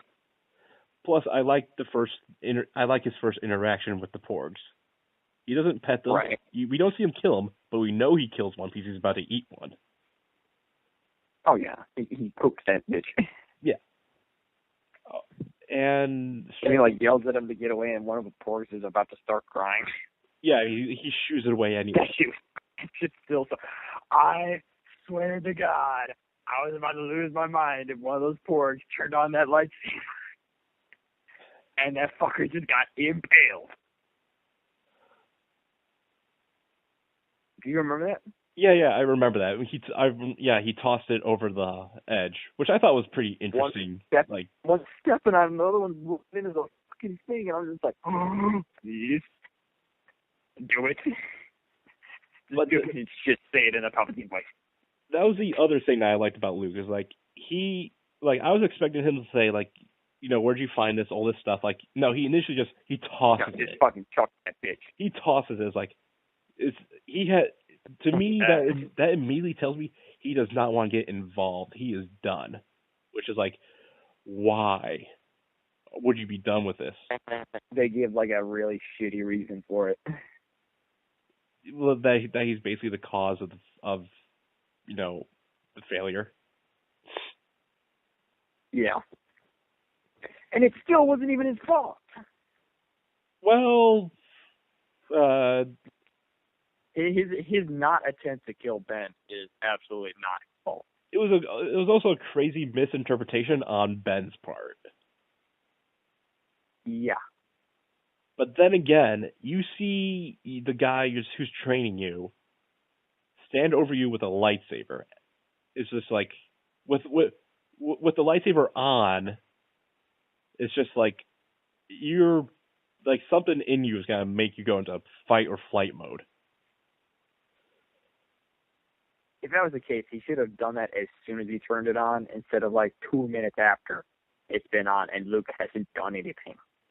I think that was just him going through like. Luke could have been using it for a fucking lantern at that point.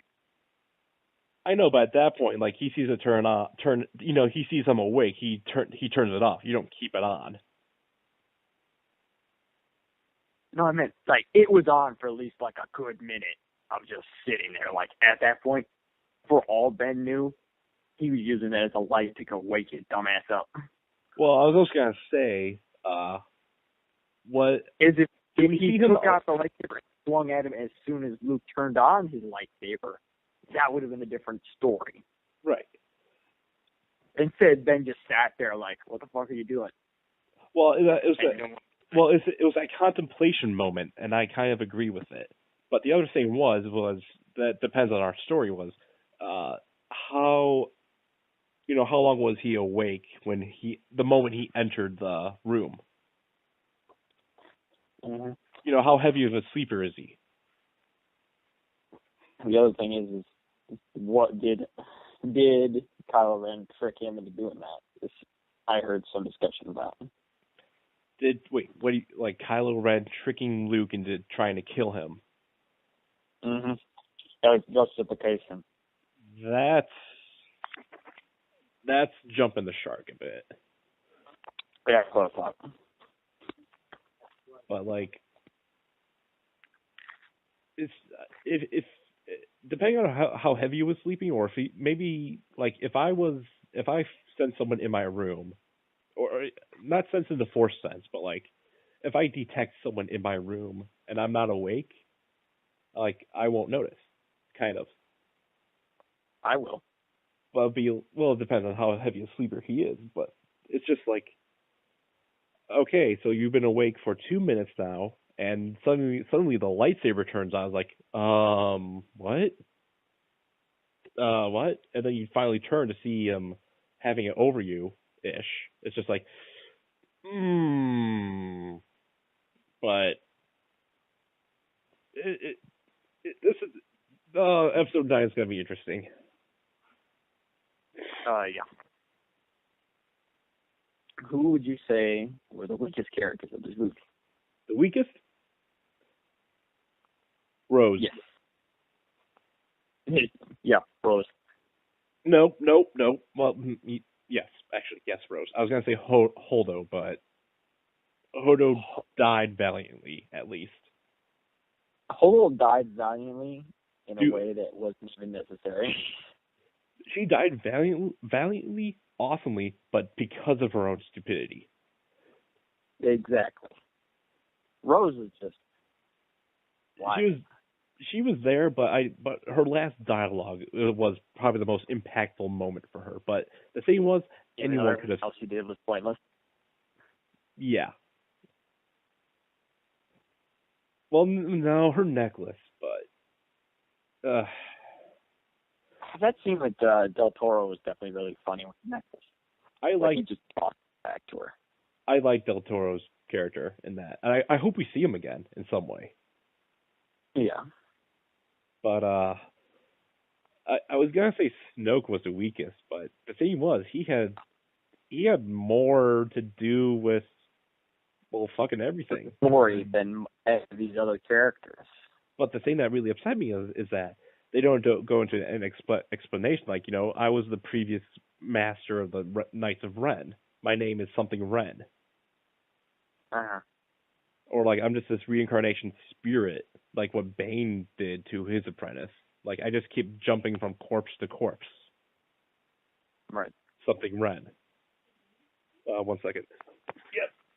Instead, we got nothing. What? And if J.J. Abrams is in charge of the next one, we ain't getting. What was that? If J.J. Abrams is the one directing, like he's like co-directing the next film, we ain't getting shit. Well, who's he co-directing it with? Let me Google his name real quick. Because as long as it's not Johnson or the guy who did the Valerian movie, then... Absolutely Johnson. Wait, who? I said it's absolutely not Johnson. Okay.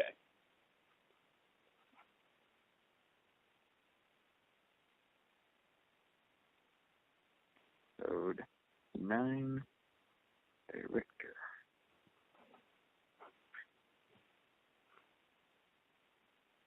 And after seeing this movie, I actually have a lot more appreciation for The Force Awakens.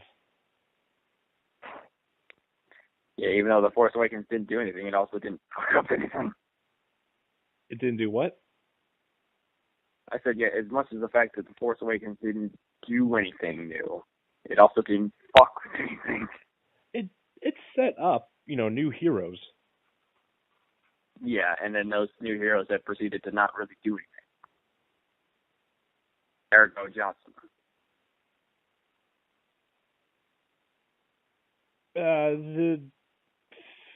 What do you mean they didn't do anything? Finn. All right, his co-writer is a guy named Derek Connolly and Colin Trevorrow. Wait, they're directing, but not writing the final story. He's co-writing. So who's directing though? No, he's the director, but he's not the writer. He's co-writing. All right. Keep an eye on. And if he's fucking involved in the writing, it means we're never getting anything answered. Depends on who the other co-writers are.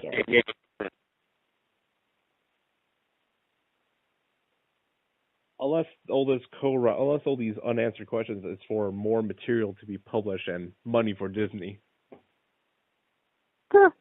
Oh, fuck. I just realized Disney's going to try to become the new EA of movies.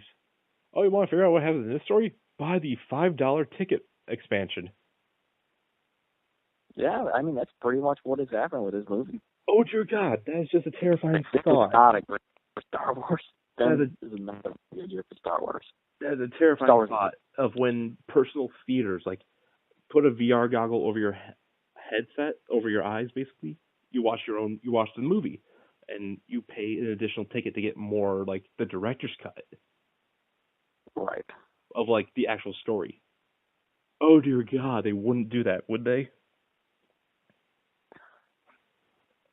This is Disney. Disney's about to own Fox, which means they're going to be basically in charge of. But my idea, though, there's no way somebody could do that. Could they? All right, Ben, here's the thing. If Disney gets Fox, yeah, everyone's excited for this.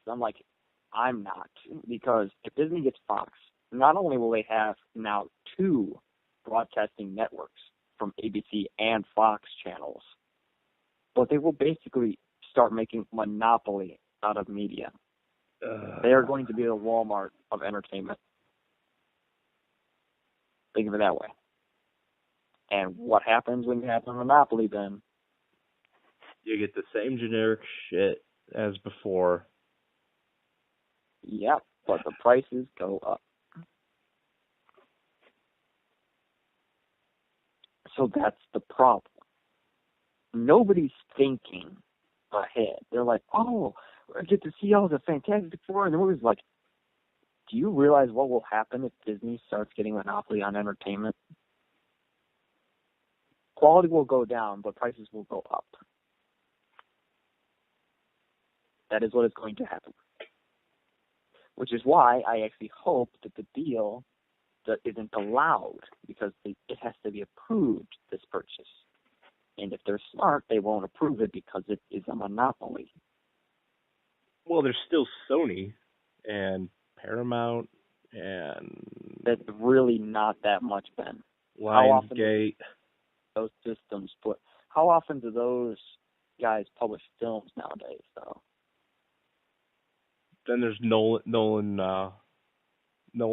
company, Warner Brothers.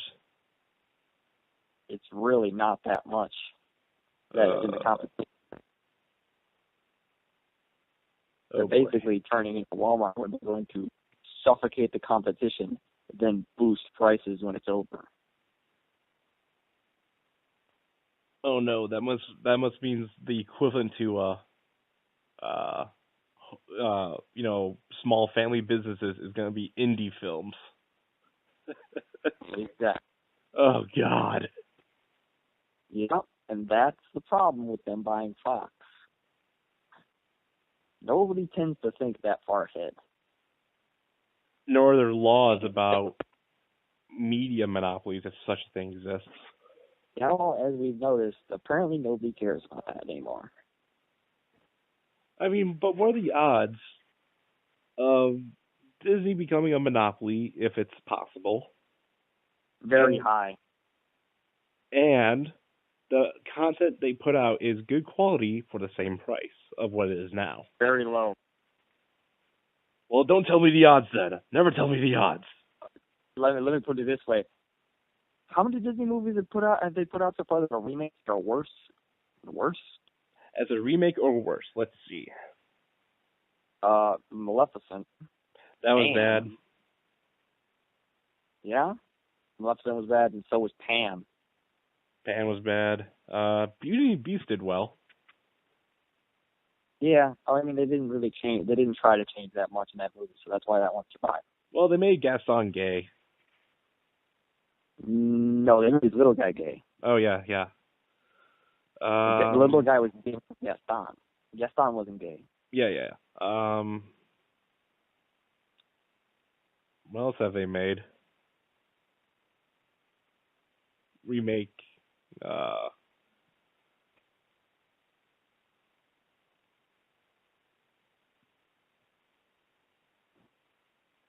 That's all I can think of. Tarzan that came out? What? Didn't they remake a Tarzan? A Toys In? No, didn't they remake Tarzan that everyone forgot about? Oh, yeah. I don't think they did. There was a Tarzan remake. I don't think Disney did it. Jungle Book came out. That one was okay. That was okay. Bill Murray was the highlight of it, though. Yeah, I mean, that movie wasn't good. That movie wasn't bad. It was all right. It was all right. What else? Oh, Frozen was done to death. Frozen was not a remake. No, I mean, like, the expansion of that franchise pretty much done to death. Like, oh my God! You remember with Coco, where they had the fucking 20-minute Olaf short before the movie, and everyone's just like, "What the fuck?" Yeah, no, that pissed a lot of people off. I'm aware of it. I just don't. Yeah, they shoved something down their throat. Like, I don't know how they're still being frozen to death. I mean, trust me, they're beating that horse until there's nothing but bone. So they're not beating it into wine. It's just gotta be bone. Yeah, and then that bone will become a nice firm paste. And then that paste that becomes the glue that will ignite the spark that will destroy the First Order. I mean, what the fuck? Oh, and then that Mickey Mouse cartoon, that one that is like the old classic style, it's fucking psychotic. So it sounds like the one thing Disney's producing right now that's doing good is Marvel, or the cinematic universe. Yeah, pretty much Marvel is the only thing they're putting out that is both relatively new ideas and at the same time actually doing well. Well, they're basically all adapting all the of comics. Disney's own IPs that it's putting out again and again aren't doing so well. They're trying to change things too much.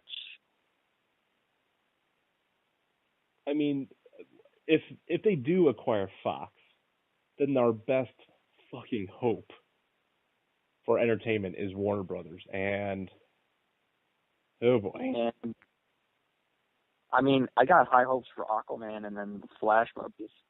Right. Because Justice League was good. Oh yeah, Justice League was good.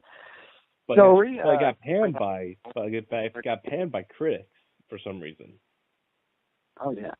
Well, that was the thing. Is the critics loved Last Jedi. Oh, they loved it.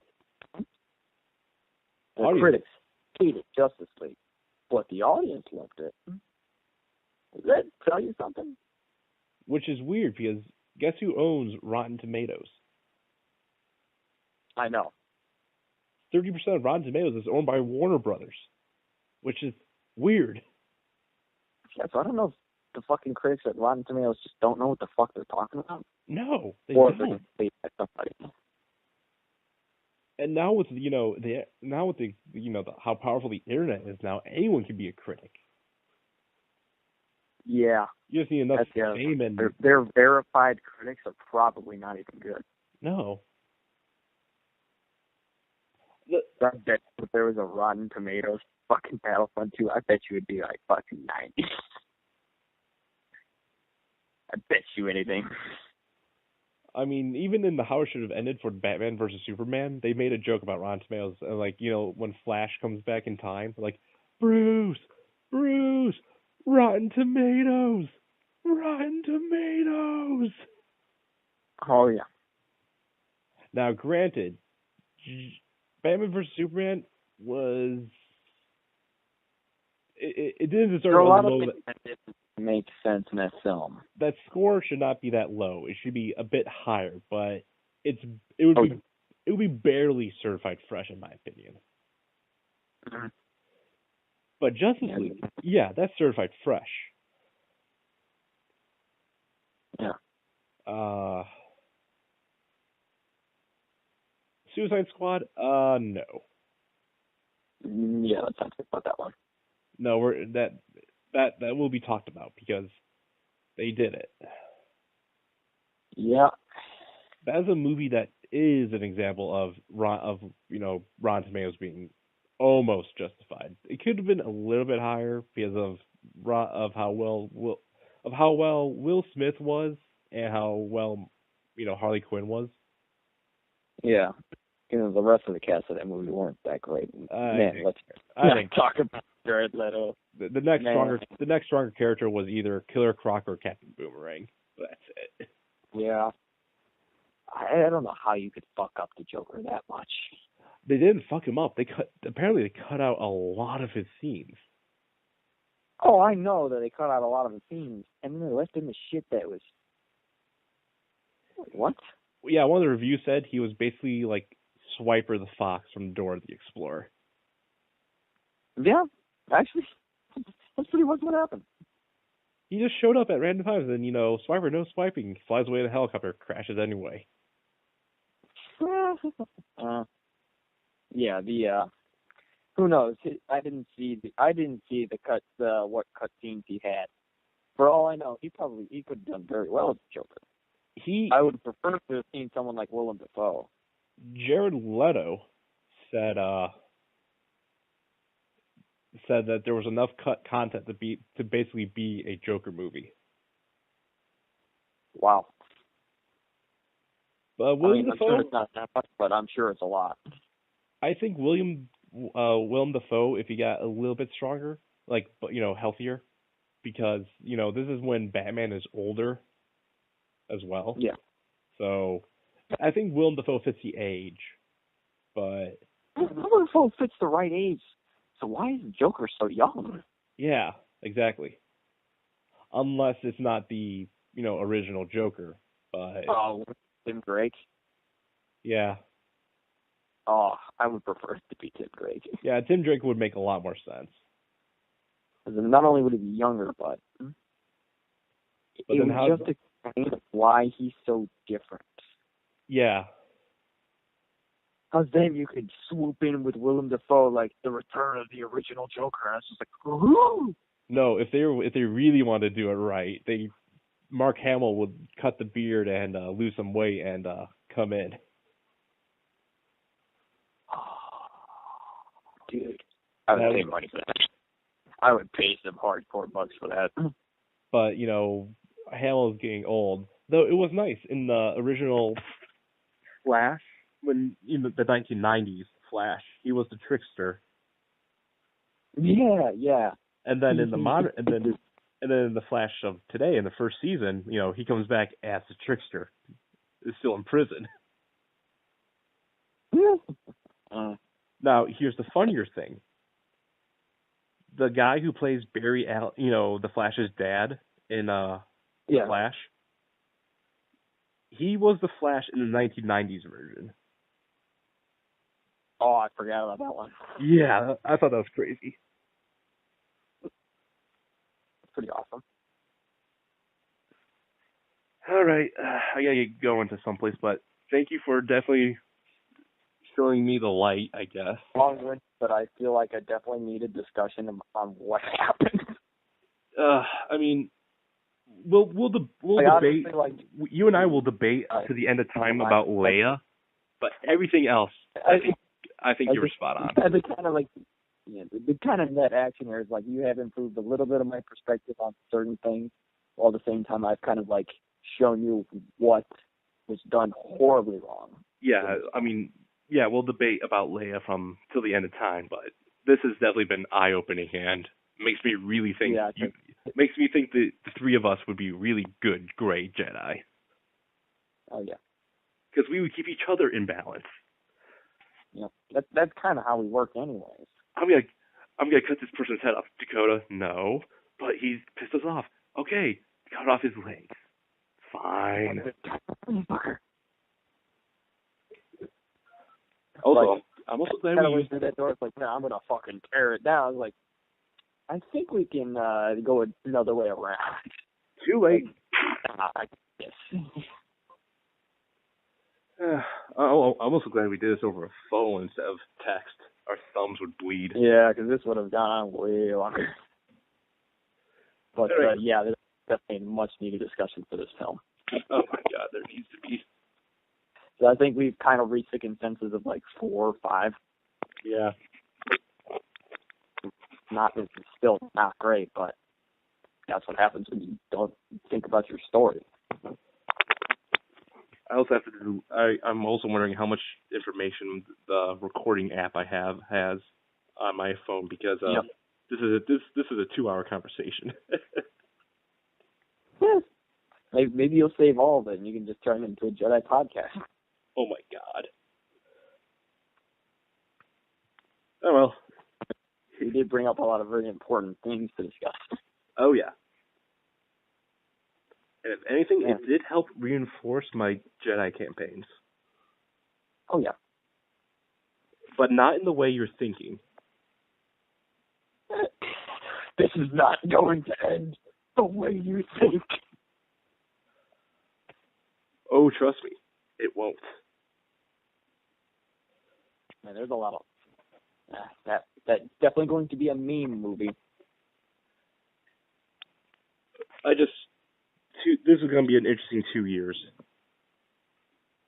Oh yeah. All right, take care. Take care.